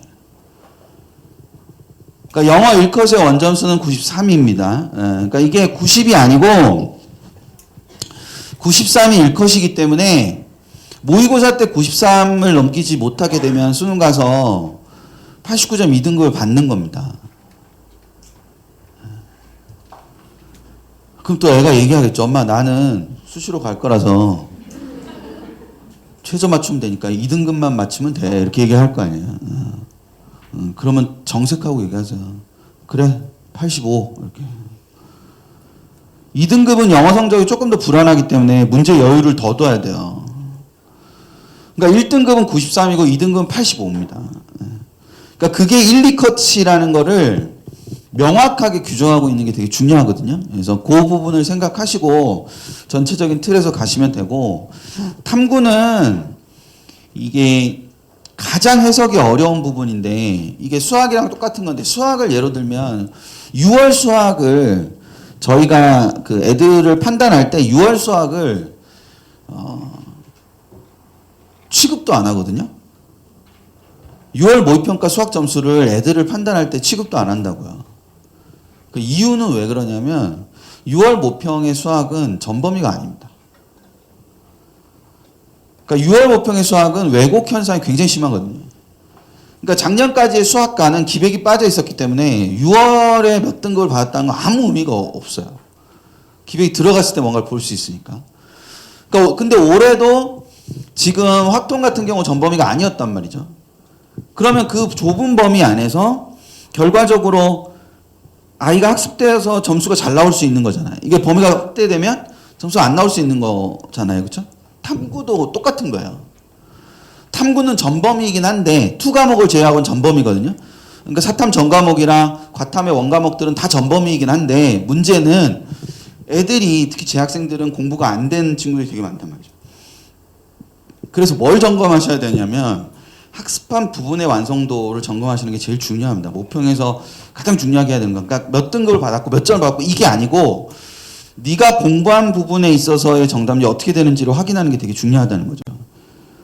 그걸 놓치시면 탐구의 이렇게 지속적인 어떤 계획이나 이런 걸 세우는 게 되게 어렵기 때문에 기본적으로 저런 형태의 학습한 부분의 완성도를 확인하는데 좀 더 초점을 많이 맞추는 뒤처리가 돼야 됩니다. 그러니까 그거를 생각을 잘 하시고 보시는데, 그러니까 시험을 보고 나면 저런 위치를 가늠하는 저런 걸 해볼 필요가 있죠. 근데 6월은 저런 위치의 가늠이 별로 의미가 없긴 하지만 그래도 해볼 필요가 있어요. 그래서 예를 들어서 저희 서비스 중에 저런 게 있는데, 저기 들어와서 그러니까 저기에 이제 점수를 입력하는 거예요. 그러니까 모평 점수를 입력하는 거죠. 그리고 지금 나의 대학은이라는 저 메뉴에 들어가면 이런 그림이 나와요. 그러면 이거는 예. 뭐 더 나올 건데 좀 이따 찍으셔야 될 텐데. 예. 이게 내성적이에요. 예, 내성적인데 이게 내성적이 저렇게 있고, 그러면 이게 잘 모르시겠지만 여기 군별로 돼 있어요. 그러니까 이거 실제 대학은 군별로 지원하는 거기 때문에 정시에는 군별로 찍으면 다 나오게 돼 있어요. 그러면 여기가 여기입니다. 이렇게가 아니고 요렇게 밑으로 해요. 저기가 내가 지원할 수 있는 가는 군이다라고 생각하시면 돼요. 그 여기가 지금 현재 정시 지원 가는 군이라고 해석을 하시면 되는 거예요. 이건 저 블럭 안에 들어오는 학교가 있으면 저긴 다 쓸 수 있다는 뜻입니다. 되셨죠? 저걸 이제 군별로 확인하시고, 저거를 이제 군별로 확인하시는데 저게 군별로 돼 있지 않으면 그러니까 저거보다 조금 더 세밀한 거는 정시학교 외투 서비스나 뭐 이런 걸 통해서 다 알 수 있는데, 문제는 이런 거예요. 이거를 통해서 지금 저거를 확인하는 게 어떤 의미가 있냐는 걸 생각을 되게 잘 하셔야 되는 겁니다. 지금 저걸 확인하는 거는 저걸 기준으로 수시를 쓰고 이런 게 아니에요. 그걸 하려고 저걸 하는 게 아니고, 저걸 하고 나면 애들이 어떤 마음이 들어야 되냐면요. 억울한 마음이 들어야 돼요. 왜 억울한 마음이 들어야 되냐면, 올해 여러 가지 상황이 지금 공부가 되지 않는 상황이잖아요. 그리고 올해가 아니더라도 늘 애들은 억울해요. 왜 그런지 모르겠는데 항상 억울해요. 억울하기 때문에, 그러니까 이런 여러 가지 이유 때문에 억울할 수 있죠. 그래서 애들이랑 거래를 하셔야 돼요. 그러니까 아까 보여드린 그 지금 나의 대학은이라는 거 바로 옆에 보면 저런 메뉴가 있단 말이에요. 근데 거기 가면은 뭐냐면 이게 지금 이 아이의 점수예요, 이게. 그러니까 이 아이의 원점수가 이렇게 돼 있거든요. 예, 근데 여기 밑에 칸이 비어 있어요, 원래는. 그럼 원래 비어 있어서 얘가 수학에서 3점짜리 하나를 더 맞출 수 있을 것 같다는 거죠. 무슨 얘기인지 이해되세요? 그러면 대학이 달라질 수 있잖아요. 그럼 한 문제로 대학이 어떻게 바뀌는지를 볼 수 있을 거란 말이죠, 애들이. 그래서 만들어 놓은 서비스가 있다고요. 그래서 저렇게 해서 옆에 수능 가능성 보기라는 걸 클릭을 하면 이런 그림이 나와요. 그럼 지금 강북이 지금 이게 멀티비전 되게 좋아가지고 색깔이 잘 보이실 텐데, 여기 색깔하고 여기 색깔하고 다르거든요? 보이세요? 여기 색깔하고 여기 색깔하고 다르잖아요. 그러니까 이게 원래 점수로 갈 수 있는 데고, 이게 한 문제 더 맞추면 갈 수 있는 데란 말이에요. 그러면 얘는 지금 원래 성대 정도를 가는 애인데 고대를 갈 수 있다고 나온다고요. 수학 3점짜리 하나를 더 맞추면. 무슨 말인지 되시겠어요? 그럼 그 3점짜리를 어디서 더 맞출 건지가 나와야 될 거 아니에요. 그러면 그래서 그거를 확통해서 더 맞출 거다, 3점짜리 하나를. 그럼 얘는 지금부터 무슨 수업을 들어야 돼요?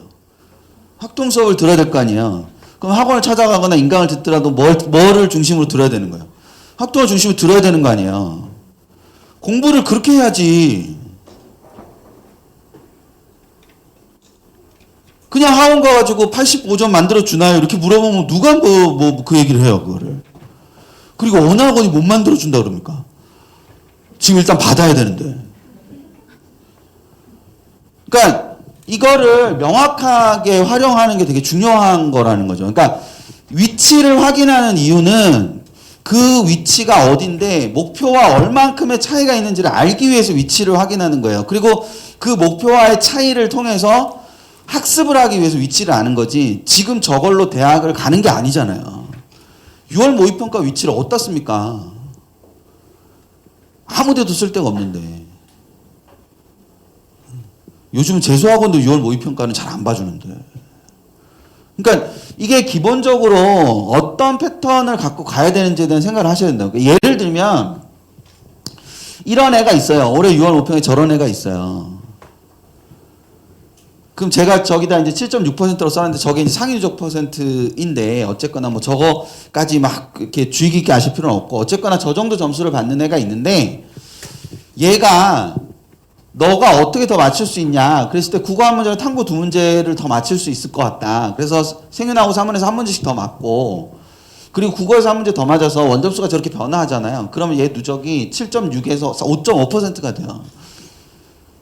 누적 1% 오르는 게 그렇게 쉬운 일은 아닙니다. 저게 거의 어떤 수준이라고 생각하시면 되냐면 30만 명의 1%가 변하는 거라고 생각하시면 돼요. 그럼 얘는 2%가 변한 거잖아요, 지금. 그럼 30만 명이 2%만큼 등수가 바뀐 거라고 생각하시면 된다고요. 그럼 저게 저 세 문제 때문에 위치가 저 정도 바뀌는 거잖아요. 그럼 애가 어떤 동기를 갖고 뭘 할 만한 동기를 생길 수 있잖아요. 그럼 얘가 숭실대나 국민대 정도 선에서 건대나 동대선을 갈 수 있다는 뜻이 되는 겁니다. 저게. 기본적으로. 근데 얘가 욕심을 좀 더 내가지고 이런 정도 뭐 국어 두 문제에서 탐구 네 문제 그러니까 저 왼쪽 기준이에요. 그러니까 오른쪽 기준으로 하면 국어 한 문제랑 탐구 두 문제를 더 맞히는 거죠. 그쵸? 오른쪽 위에 있는 거 기준으로 하면 왼쪽 거로 기준으로 하면 저렇게 되는 거고 그럼 7.6%에서 3.7%가 돼요. 그럼 당연히 출발은 숭실국민에서 출발하겠지만 도달하는 지점은 달라질 거 아니에요. 저 위에 건대동대 지점에서. 그러면 경희대나 신입대의 끄트머리가 걸린단 말이에요. 저렇게 되면. 그러니까 애들이 목표가 어디야? 그러면 앉아가지고 좋은데? 뭐 이러고 있으면 그러고 있으면 걔가 아무런 성취를 이룰 수가 없다고요. 그래서 어떻게 할 거야? 열심히? 잘? 뭐 이러고 앉아있으면 아무것도 할 수가 없는 거예요. 근데 애가 뭘 알아야 되냐면 목표가 어디야? 근데 지금 어디야? 그럼 몇 문제를 더 맞춰야 돼? 그럼 몇 문제를 더 맞춰야 되는데 그럼 그거 어디서 맞출 거야? 라고 물었을 때 어디서 맞출 건지가 나와야 된다고요. 그래야 공부를 하지. 무슨 말인지 아시겠죠? 그러니까 자연계도 똑같이 출발하면 예를 들어 자연계 똑같이 출발하면 자연계 똑같이 7.6%잖아요. 자연계 똑같이 7.6%인데 얘가 수학 한 문제랑 탐구 한 문제를 더 맞추면 얘도 지금 1.5% 정도 좋아지는 거잖아요. 물론 자연계는 똑같은 7.6%라도 더 잘 가죠. 왜냐하면 맨 앞단에 의대가 있기 때문에. 인문계 7%랑 자연계 7%랑 가는 대학이 달라요. 왜냐면 의대 빼고 서울대부터 시작할 거니까. 그러니까 7%가 저 정도를 가는데 건대동대 정도를 갈 수 있는데 얘가 6%대로 들어오면 경희대 10대 정도를 갈 수 있게 되는 구조란 말이야. 안정적으로는 아니더라도. 근데 얘가 똑같이 뭐 국어 하나, 수학 둘, 탐구 둘. 그래서 5문제를 더 맞히게 된다. 그럼 4.2% 정도 안으로 들어오는 거거든요. 그럼 당연히 뭐 중대한데 끄트머리가 걸리는 선이에요. 특히 올해는 기본적으로 인원이 많이 줄었기 때문에 그러니까 인원이 줄게 되면 저 누적 퍼센트가 높아지게 되거든요. 기본적으로. 단순하게 생각하면 1000명의 100등하고 900명의 100등을 비교해보면 비율로 계산하면 어떤 게 더 큽니까? 900명의 100등이 더 비율이 더 커지잖아요. 그럼 올해 작년에 100등이 갔던 데를 올해도 100등이 갈 거예요. 근데 100등이라고 표현하지 않고 퍼센트로 표현을 하면 작년에 1%가 갔던 데를 올해 1.1%가 갈 수 있는 거잖아요. 무슨 얘기인지 이해되시죠? 그러니까 그런 구조이기 때문에 결과적으로 저런 형태를 생각하실 필요가 있다. 근데 문제는 얘가 수학 두 문제를 더 맞힐 때 출발점인 79점이 지가 알아서 푼 거야지. 그러니까 저걸 찍은 거면 문제 심각해지는 거예요. 그래서 두 문제 더 맞췄는데 두 문제 더 틀리면 똑같이 79인 거잖아. 뭔지 아시겠죠? 그러니까 이 두 문제만 공부하는 게 아니라 이 79도 뭐인 걸 봐야 돼요. 내 점수인지 아닌지를 봐야 되잖아요. 시험지 분석은 그것 때문에 하는 거라고. 그러니까 6편 보고 시험지 분석을 해야 되는 가장 큰 이유는 내가 맞췄는데 이걸 알고 맞춘 건지 찍어서 맞은 건지를 나누는 것부터 하는 거예요. 뭘 어떻게 해야 될지 모르겠다? 뭐 그런 거 다 필요 없고 그냥 문제를 세 종류로만 나누면 돼요. 알고 맞힌 거, 찍어서 맞은 거, 모르는 거. 근데 조금 더 뭐 욕심내면 모르는 것 중에 지금 당장 할 거, 지금 당장 해도 모르는 거. 그러면 공부는 당연히 뭘 하는 겁니까? 지금 당장 조금 하면 아는 걸 하는 거죠. 근데 어디 가고 맨날 뭐만 듣고 앉았어요. 지금 해도 모르는 거. 왜? 우리 반 1등이 그거 하니까. 그럼 점수가 안 오르죠. 당연히 그 앞단의 작업도 안 돼 있고, 그런데 자기가 들으면 안 되는 걸 듣고 있는 거예요, 지금. 그러니까 이 작업을 하는 게 되게 중요하고, 그래서 위치를 파악하는 게 출발점을 파악하기 위한 거고, 그것은 아까 앞단에서 보셨는지 모르겠는데, 문항 분석을 설명하기 위해서, 문항 분석이 왜 필요한지를 설명하기 위해서 제가 지금 이 설명을 드리고 있는 거예요. 그러니까 시험지 분석을 하는 게 얼만큼의 중요도를 갖는지를 생각하셔야 된다고. 지금 학교에 따라 다르겠지만 중간고사를 아직 보고 있는 학교도 있고 뭐 이렇게 다양한 학교들이 있을 거예요. 그러니까 중간고사 이미 끝난 학교도 있고. 그러니까 다음 주 일요일까지는 시험지 분석을 해야 돼요. 모든 애들이. 근데 그 시험지 분석을 할 때 해야 되는 이유가 여기서부터 출발해야 된다는 걸 생각하시는 게 되게 중요하다. 되셨죠? 그럼 어떻게 할 건가? 그러면 뭐 되게 단순하게 출발할 수 있어요. 이렇게 출발할 수도 있는 거죠. 그러니까 이게 뭐냐면 국어는 이렇게 5개 영역으로 나와요. 근데 5문항, 5문항, 5문항, 15문항, 15문항 이렇게 나오거든요. 저게 뭐냐면 장문을 보면 장문은 5문항 나왔는데 3월에 하나 틀렸다는 거예요. 4월엔 다 맞았고 5월에는 하나 틀렸다는 거예요. 뭔지 이해되세요? 네. 근데 그러니까 독서를 보면 3월에 15문항 중에 3개 틀렸고, 보이시죠? 예, 4월에는 2문항 틀렸고, 6월에도 2문항 틀렸다는 거예요. 그러면 저렇게 되면, 그럼 얘는 지금 뭐부터 해야 됩니까? 이거 왜 하는 거냐면, 공부를 뭐부터 해야 되는지 하는 거예요. 그럼 얘 뭐부터 해야 돼요? 예, 독서부터가 아니라 문법부터 해야죠. 문법은 나오는 빈도수가 적잖아. 5문항인데 지금 더 많이 틀리는 거잖아요. 비율로 따지면. 그럼 얘가 지금 이런 비율로 공부를 해야 된다는 걸 알 수가 있어요. 저게 어떻게 모든 애들이 같냐고. 다 다르지. 그러니까 저 상황에서 문법부터 시작해서 독서로 비중을 이렇게 옮겨가면서 공부를 해야 된다는 걸 알 수 있고, 그러면 7월 시험의 목표는 당연히 뭐가 되는 겁니까? 문법을 어떻게 볼 건가가 7월 시험 목표가 되는 거 아니에요. 그 목표를 갖고 시험 보는 애랑 그냥 잘 봐야 된다고 시험 보는 애랑 아무 생각이 없는 애랑 당연히 점수가 다르지 않을까요? 그러니까 차근차근히 해서 뭘 밟아서 올라가는 거예요, 애들은. 근데 그 밟아서 올라갈 계단을 어떻게 설정해야 되는지도 모른단 말이에요, 애들이.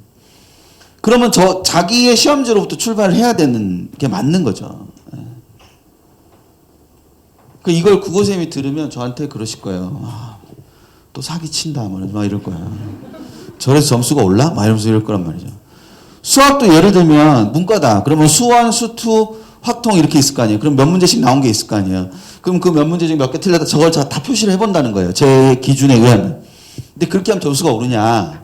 그래서 문법부터 열심히 하면 점수가 오르냐, 얘가. 문법만 있습니까? 문법 안에 엄청 많이 있을 거 아니에요. 그러니까 이거를 그렇게 끝나는 게 아니라 저거를 먼저 한 다음에 저걸 다시 세분화해서 평가 요소별이나 출제 의도별로 저거를 문항수를 다시 분류를 해보는 거예요. 그러니까 문법이 있는데 맞춤법에 관련된 걸 물어볼 수도 있고 조사의 쓰임에 대한 걸 물어볼 수도 있고 이렇게 물어볼 수 있잖아요. 그럼 그런 것들을 따로 분류를 해봐야 된다는 거죠. 그럼 애들이 뭐라고 얘기할 거냐면 출제 의도를 모르겠어 이렇게 얘기할 거예요. 그럼 출제 의도도 모르고 문제를 풀고 있는데 점수가 나옵니까 그러면? 저걸 출제 의도별이나 문항별로 평가 요소별로 이걸 나누는 것 자체가 공부예요. 그걸 하는 게 공부라고. 제가 아까 집중력 말씀드렸잖아요. 시험을 볼 때 집중력을 말씀드렸잖아요. 그래서 제가 어떤 애들한테 그런 걸 시킬 때가 있거든요. 수학 시험 볼 때 무작정 이렇게 1번부터 풀지 말고 아까 왜 영어 듣기에서 그런 얘기를 하셨는데 1, 2번에 집중을 못해서 실수해서 틀리다가 그게 11번, 12번으로 가가지고 애들의 정답률이 올라갔다고 말씀하셨잖아요. 그거 무슨 뜻이냐면 1, 2번 풀 때는 영어 시험에 대한 집중력이 뭐에 있다는 얘기야. 떨어져 있으니까 그걸 놓치고 그냥 지나갔다는 얘기잖아요. 그럼 수학도 1번 같은 거를 막 계산을 막 앉아갖고 진지하게 아이들이 잘 안 하거든요. 그냥 1번 이렇게 딱 보면 이건 것 같아. 이러고 넘어갈 때 되게 많단 말이에요. 그러면 이게 제가 아까 최대한 빨리 몰입돼서 집중도를 높인 상태에서 이렇게 지속되는 게 좋은데 애들은 처음부터 이게 안 올라가는 거잖아요. 그래서 제가 올리는 방법 중에 하나로 이제 좀 상위권 애들한테 매달 시키는 것 중에 하나가 뭐냐면 야, 어차피 100분 동안 너 지겹잖아. 그러니까 시작할 때 1번부터 30번까지 문제를 쭉 눈으로 읽으면서 문항번호 옆에다가 빨리 풀어야 될 거 1번. 좀 생각하면서 풀어야 되는 게 2번. 그 다음에 시간을 남겨서 풀어야 되는 거 3번. 진짜 시간 남으면 도전할 거 4번. 이렇게 해서 문항을 4개로 분류한 다음에 1번 적힌 것부터 쫙 풀고, 그 다음에 2번 적힌 거 쫙 풀고, 그 다음에 3번 적힌 거 쫙 풀고, 이렇게 하라. 이렇게 얘기를 한단 말이에요. 그러면 또 뭐 감동받아가지고 어떤 놈이 막 실천하고, 그러고 와가지고 저한테 기껏 한다는 얘기가 뭐냐면, 선생님, 제가 1번이라고 썼는데 4번이었어요. 뭐 이런 거예요. 그러니까 지는 이걸 빨리 푸는 문제라고 생각했는데, 건드리면 안 되는 문제였던 거지. 이게 1번인데 실제 1번이고 2번인데 실제 2번이고 이렇게 일치하잖아요. 그러면 맞고 틀리는 개수 없이 그걸 할 수 있잖아요. 그럼 3등급 초반이에요. 그걸 할 수 있으면 3등급 초반이라고요. 수학에서. 그러니까 3등급 중반부터는 그걸 못한다고. 그런 거를. 그게 뭘 전혀 모르기 때문에 그런 거예요. 내 실력도 모르고 이게 뭘 묻는 문제인지도 모르기 때문에 그런 거라고. 그러니까 그거를 이런 걸 연습하는 것 자체가 공부라고요. 그래서 하고 나면 예를 들면 이렇게 만들 수가 있거든요. 이런 식으로. 독서를 몇 개 유형으로 또 세부 유형으로 나눌 수 있단 말이에요. 그러면 저렇게 나누어서 놓고 보면 지금 아까 독서가 15문항 나온다고 제가 말씀드렸는데 지금 세부 정보 파악이 전부 다 6분의 얼마, 6분의 얼마, 6분의 얼마 이렇게 나오잖아요. 그럼 15문항 중에 쟤는 6문항씩 나오는 거 아니에요? 매번 모의고사마다. 그러면 저게 굉장히 중요한 문항이 되지 않을까요? 그러니까 저걸 하게 되면 뭐까지 알 수 있냐면 어떤 유형이 되게 많이 나오고 어떤 유형은 안 나오고 이런 걸 알 수 있게 되는 거예요. 기출문제 풀라는 건 저런 거 하라는 거예요. 답도 다 기억나는 거 풀고 채점해가지고 됐어 이런 게 아니고 애들 맨날 얘기하잖아요. 이제 답도 다 기억난다고. 그래서 못하겠다고 기출문제. 누가 답 내래요. 저런 거 하라고 그러는 거지. 평가 문제를 왜 보는데 그 똑같이 안 나오지만 그 출제의 형태 자체는 유지가 되는 거니까 원리는 유지가 되는 거니까. 그러니까 저걸 저렇게 하면요. 애들이 절대 선생님 상가함수가 약한데 어떻게 해요? 이런 소리 안 해요. 상가함수에 어디가 약해요? 이렇게 얘기하지. 공부하는 자랑 공부 안 하는 자는 질문이 다른 거예요. 이런 거 안 하는 놈은 맨날 선생님한테 가지고 선생님 독서가 어려워요. 이런 소리 하고 있다니까. 그럼 뭐 그걸 대책을 어떻게 세워줍니까? 독서가 어렵다는데. 뻔한 대책이죠. 열심히 해. 뻔하게 물으니까. 근데 공부하는 자는 어떻게 질문하냐면 선생님 제가 독서 중에 세부 정보 파악이 잘 안 돼요. 근데 제가 생각해 보니까 제시문에서 미세한 것들을 자꾸 놓치는 것 같아요. 이건 어떤 방법으로 풀 수 있을까요? 아니 똑같이 2명이 왔는데 질문을 그렇게 하면 답하는 것도 좀 다를 것 같지 않으세요? 그러니까 이게 저런 과정을 못 거치니까 그러니까 거치고 나면 이렇게 하게 되고 영어도 저거를 한번 하고 나면 애들이 알게 돼요. 지가 어휘를 진짜 모른다는 거예요. 그러니까 애들이 어휘를 모르니까 분명히 빈칸은 4문제밖에 안 나오는데 풀고 나면 빈칸을 한 7, 8개 본 것 같은 거야. 독해가 안 되니까. 군데군데 다 빈칸이었던 거지. 그러니까 이게 구체적으로 저렇게 움직일 수 있도록 만들어주는 게 되게 중요하다. 그러니까 저거를 왜 해야 되는지와 또 저걸 했을 때 어떤 부분에서의 강조점이 나타날 수 있는지. 문항 분석이 굉장히 중요한 포인트입니다. 그러니까 그거를 잘 생각하시고 아이들이 저걸 할 수 있도록 옆에서 도와주시는 게 필요하다. 2021학년도는 기본적으로 이제 여러 가지 일들이 지금 있을 거예요. 그리고 실제로 지금 뭐 예고가 돼 있는 것도 있고 뭐 이런데 저는 지금 현재 상황에서 제일 중요한 포인트는 여기 3개 같고요. 지금 현재 제일 중요한 포인트는 저거 3개 같습니다. 저거 3개인데 첫 번째 있는 게 무슨 뜻이냐면은 9월 모평을 보고 수시 원서를 접수하는 데까지 얼마가 걸리냐. 지금 여기 괄호 안에 있는 게 바뀌기 전이고요.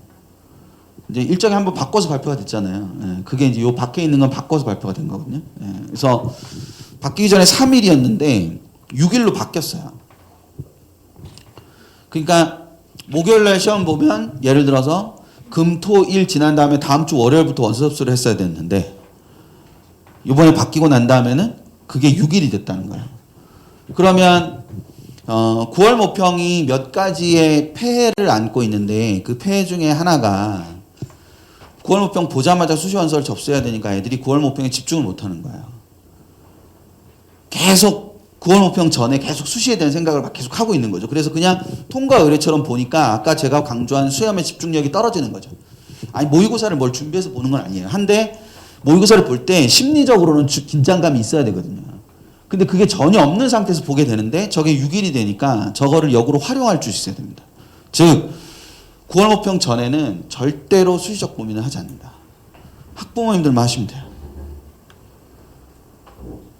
그리고 9월 모평 끝나고 난 다음에 수시적 결정을 해야 되는 시간이 얼마든지 존재하니까 시험의 집중력을 더 높이는 게 훨씬 더 중요하다라는 게 하나가 있어요. 예, 그게 첫 번째 포인트고, 두 번째 포인트는 자 수시 취업 발표 가능일이라는 건 뭐냐면은 최초업 발표가 나고 나면 수시 최초업 발표가 나면 등록을 할 수 있는 기간을 3일을 줘요. 그리고 그 3일을 주고 난 다음에 그 다음부터 취업을 발표할 수 있어요.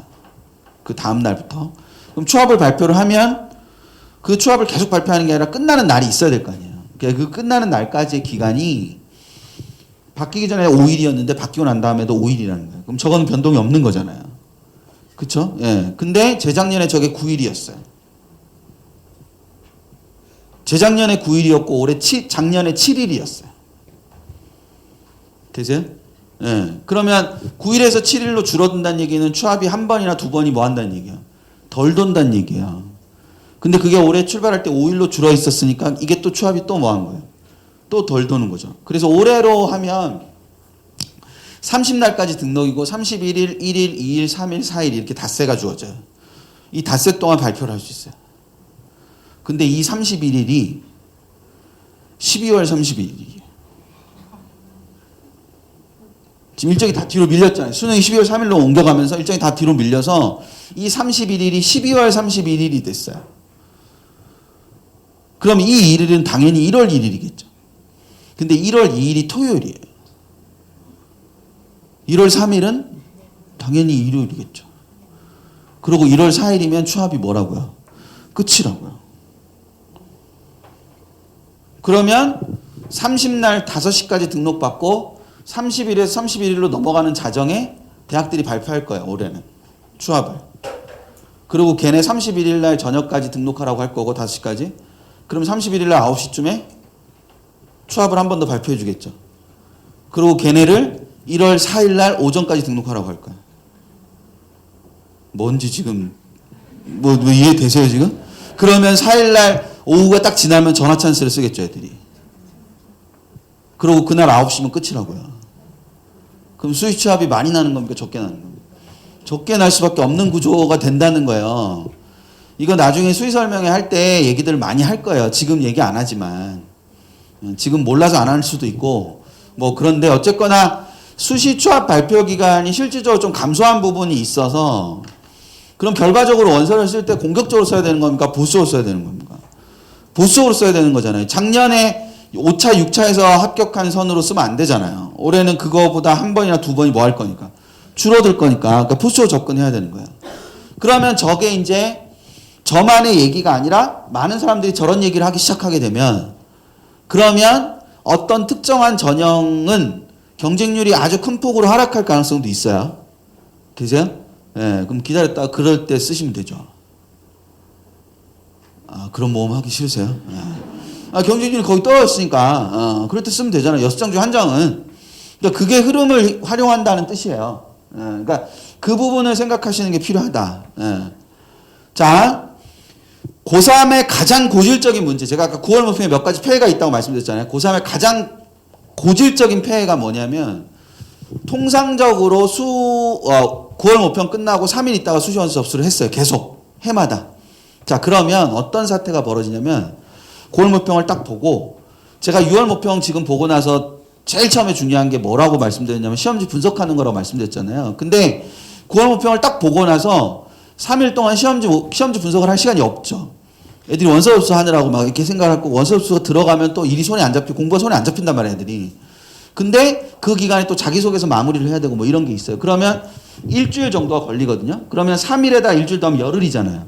그럼 열흘이 지나고 나면 애들 머릿속에 9월 모평이 별로 안 남아 있잖아요. 근데 그때 또 하필 뭐가 쏟아지냐면 실무가 쏟아져요. 실전 모의고사가 쏟아진다고요. 그 실전 모의고사마다 다 광고할 거란 말이에요.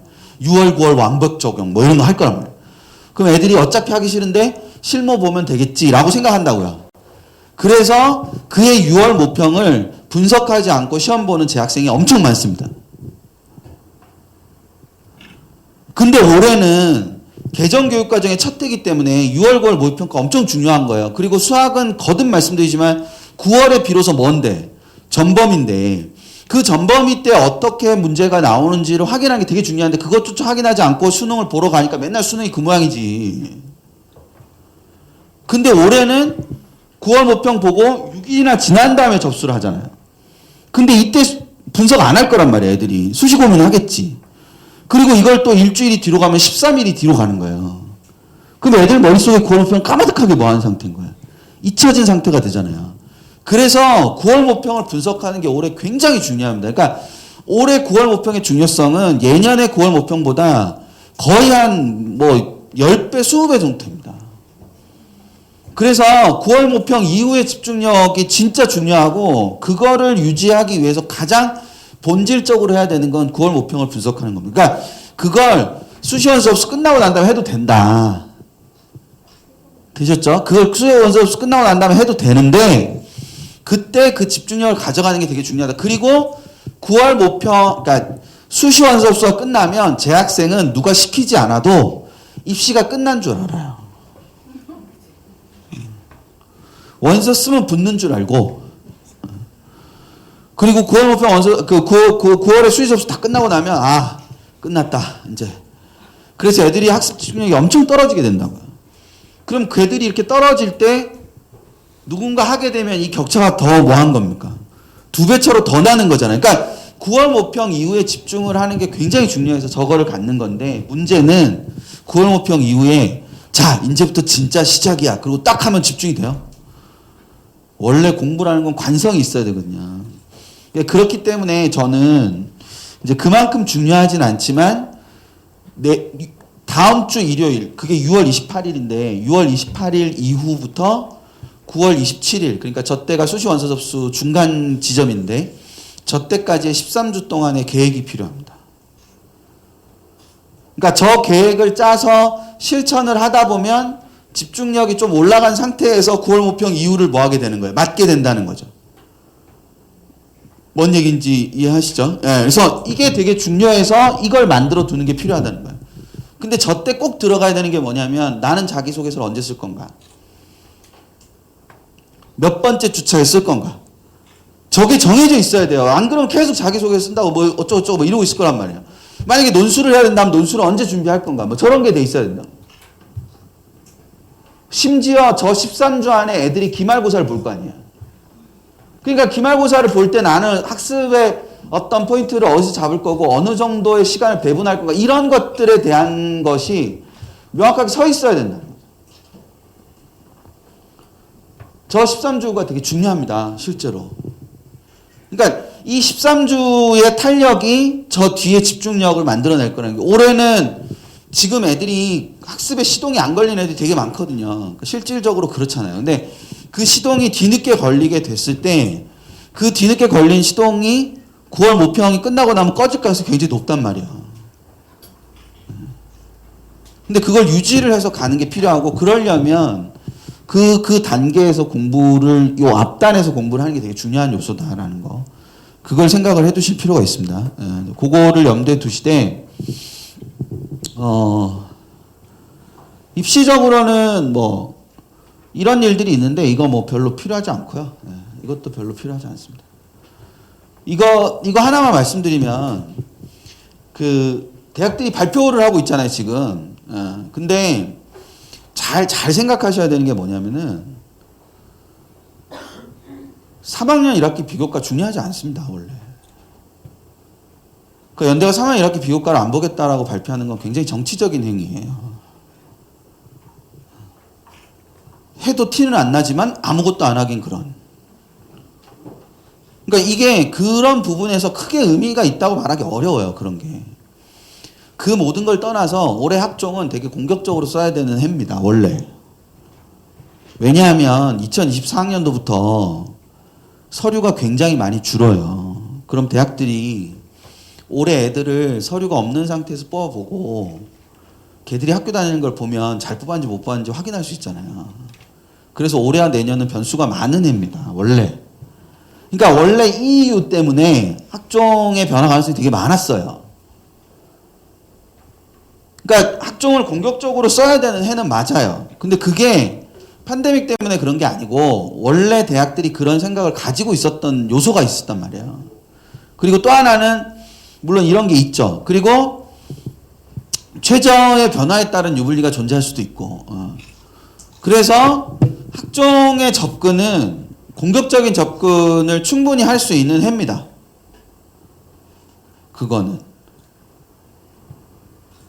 그리고 또 하나는 이 학추를 보시면 학추가 원래 연대가 학추가 없었는데 연대가 학추가 들어왔거든요. 연대 학추가 들어와서 어떤 상황이 되는 거냐면요. 연대가 없었을 때는 한 고등학교에 서울대 쓰는 애 2명과 고대 쓰는 애 4%가 존재했어요. 그래서 그 2명과 4%는 완벽하게 겹칠 수도 있어요. 그러면 그 4% 다음부터 이대, 중대, 경희대를 받는 거예요. 무슨 말인지 이해되세요? 네. 근데 저게 연대 3%가 들어오잖아요. 그리고 그 연대 3%랑 고대 4%가 일치하진 않아요. 어떤 고등학교도. 왜냐면 학부모들이 가만히 안 있을 거니까.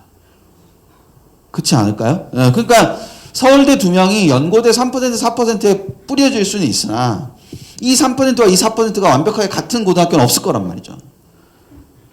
그러면 이대, 중대, 경희대를 받는 애들이 전년도랑 비슷한 수준입니까? 전년도보다 낮은 수준입니까? 낮은 수준이잖아요. 그럼 합격선이 낮아질 거 아니에요. 무슨 얘기인지 이해되세요? 그러니까 200명 고등학교에 작년까지는 8명이 고대를 받을 수 있는 거 아니에요. 200명 고등학교면. 그러면 이대, 중대, 경희대를 9등 붙었을 거 아니에요. 근데 올해는 연대 6명하고 고대 8명을 쓸 수 있는 거 아니에요. 뭔지 이해되시죠? 그러면 14명이 되진 않겠지만 일부 겹쳐서 그럼 10명이 넘어갈 거는 분명하단 말이에요. 그럼 12명이라고 치면 이대, 중대, 경희대 받는 애가 13등 붙었을 거 아니에요. 그러면 그만큼 수준이 뭐 할 수밖에 없다고요. 떨어질 수밖에 없는데 그게 우리 고등학교만 그런 게 아니라고. 뭔지 아시겠죠? 경쟁하는 애들 수준 자체가 떨어진다고요. 근데 이 와중에 건대랑 동대도 하잖아. 건국대랑 동국대도 한단 말이에요. 추천 전형을. 그럼 건국대 동국대는 여기서 못 쓰는 애들이 그 다음 쓸 텐데 그럼 여기 수준은 더 뭐 할 거란 말이죠. 더 내려갈 거예요. 그래서 어느 순간에 냉정하게 생각해서 결론을 내야 될 때도 있을 거다. 우리가 수능으로 건대랑 동대를 못 가는 상황이다. 근데 추천이 돌아온다. 그러면 공격적으로 써야 될 수도 있다는 거죠. 근데 건대 동대쯤 가면 어떤 상황이 굉장히 많이 벌어지냐면 애들이 야 너 건대 받을 수 있는데 어떡할 거야. 그럼 선생님 저는 수능으로도 갈 수 있어요. 안 받을래요. 이렇게 한단 말이에요. 그럼 뒤로 그냥 넘어가는 거 아니에요. 그러니까 그런 상황들이 우리 학교에만 일어나는 게 아니기 때문에 그러니까 그 부분을 생각하시는 게 좀 필요하다. 그러면 이 두 가지 상황을 보면 보수적으로 써야 됩니까? 공격적으로 써야 됩니까? 공격적으로 써야 되는데 제가 앞에 한 말이랑 반대되잖아요. 그쵸? 그러니까 앞에는 분명히 보수적으로 접근할 필요가 있다 그랬잖아요. 그랬을 때 제가 아까 정시지원 가는 군이라는 게 있다 그랬죠? 아니 이렇게 대학에서 갈 수 있는. 근데 가는 군이니까 한 대학입니까? 여러 대학입니까? 여러 대학 풀이 있을 거 아니에요. 그럼 수시원서는 이 여러 대학 중에 순서 잘 보세요. 순서 여기서 한두 장 쓰고요. 6장 수시 6장 중에 여기서 한두 장 쓰고 여기 아래에서 한두 장 쓰는 겁니다. 그리고 남아있는 건 저 위에서 쓰면 됩니다. 되셨어요? 예, 그러니까 한두 장 여기서 쓰고 여기서 한두 장 쓰고 남아있는 저 위에 쓰면 된다고요. 예. 가장 이상적인 건 한 장 한 장 네 장 저렇게 쓰는 거죠. 근데 뭐 그럴 수도 있죠. 야, 올해 뭐 어디 가서 봤더니 우리 집 운수 대박이라더라. 아, 위로 6장 써. 뭐 이럴 수도 있는 거고. 야, 우리 삼재야 안 돼. 두 장 밑에 2장 쓰고 맨 마지막에 한 장 쓰고 남은 3장만 저 위에 써. 뭐 이럴 수도 있는 거 아니에요. 그러니까 그건 집주마다 다른 건데 그러면 당연히 여기는 보수적, 여기는 공격적. 됐어요? 여기는 보수적이고 여기는 공격적인 거예요. 이 뒤바뀌면 큰일 나요. 꼭 가야 되는 데는 보수적이에요. 여기가 꼭 가야 되는 데가 아니에요. 여긴 꼭 가고 싶은 데지. 여긴 꼭 가야 되는 데는 아니잖아. 여긴 꼭 가고 싶은 데지. 꼭 가야 되는 데는 여기죠. 그러니까 꼭 가야 되는 데는 보수적으로 접근해야 되는 거야. 학교가 상담한다? 그럼 어디 물어봐야 돼요? 학교가 상담한다. 그럼 어디 물어봐야 돼요? 여기? 여길 왜 물어보세요? 문 좋은 소리 들을 거라고. 그 안 좋은 소리 듣고 집에 와가지고 홧김에 쓰잖아. 어차피 카드는 우리 집 카드로 쓰는 건데. 여기 물으시는 거 아니에요. 여기 확인하시는 거예요. 가서 뭐라고 물으시는 거냐면, 선생님, 여기 쓰면 아깝지는 않아요? 이렇게 물어보죠. 무슨 얘기인지 아세요? 네, 그래서 안 아까워요, 어머니. 그럼 쓰시면 돼요. 그러니까 묻는 건 그런 걸 묻는 거죠. 뭐 여기 앉아서 여기 쓰면 붙을까요? 제가 늘 말씀드리잖아. 점집 가세요. 그럼 점집 가야지. 그걸 왜 학교 가서 물어봅니까? 그러니까 구조 자체를 잘 짜는 게 되게 중요한 거예요. 그래서 제가 순서를 잘 기억하시라고 그랬잖아요. 순서를 항상 왜 입시를 망하냐? 여기부터 순서를 잡으니까 망하죠. 그러니까 여기서부터 하니까 기분 좋게 5장 결제하고 불안한 거라. 그러니까 불안하니까 여기도 못 쓰고 여기를 써. 뭔지 되세요? 그러니까 여기 기분 좋게 5장 다 결제했는데 다 떨어지면 어떡하지 하는 불안감이 생기잖아요. 그러니까 여기를 쓰는 거예요. 원래 여기가 끝인데 여기를 쓰는 거야.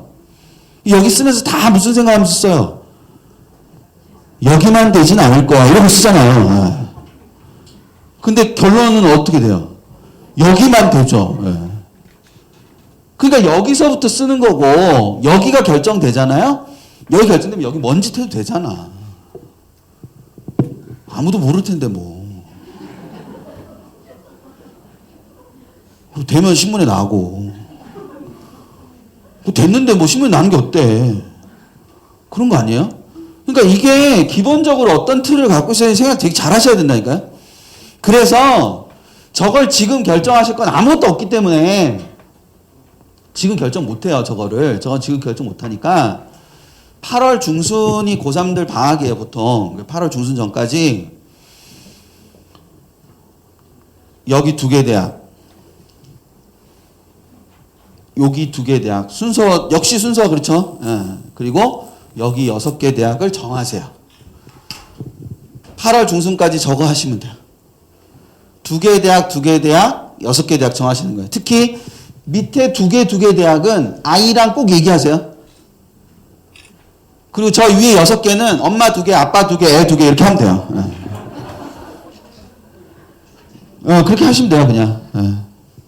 그러니까 이거를 정하는 걸 하라고요. 근데 제가 굳이 2장이라고 안 하고 대학이라고 그랬잖아요. 대학. 그러니까 뭐냐면은 대학을 먼저 정하세요. 근데 그 대학을 봤더니 교과 있고 학종 있고 논술이 있는데 우리의 교과도 안 좋고 활동도 안 했어. 그럼 쓸 수 있는 게 뭐밖에 없어요? 논술밖에 없어요. 그래서 논술 쓰는 거예요. 논술 잘해 쓰는 거 아니고. 되셨어요? 네. 그럼 우리 집만 그래. 딴 집도 그래요. 네, 딴 집도 그래. 그러니까 제발 논술 쓰면서 논술 잘하는 애 오면 어떡하냐고 이런 생각 하지 말라고. 다 그런 애들 오는 거예요, 그냥. 우리 집처럼 답답한 애들이 오는 거야. 그러니까 그거를 대학을 먼저 정해야 된다고. 대학을 먼저 정하고, 근데 교과랑 학종밖에 없는 대학도 있을 거 아니야.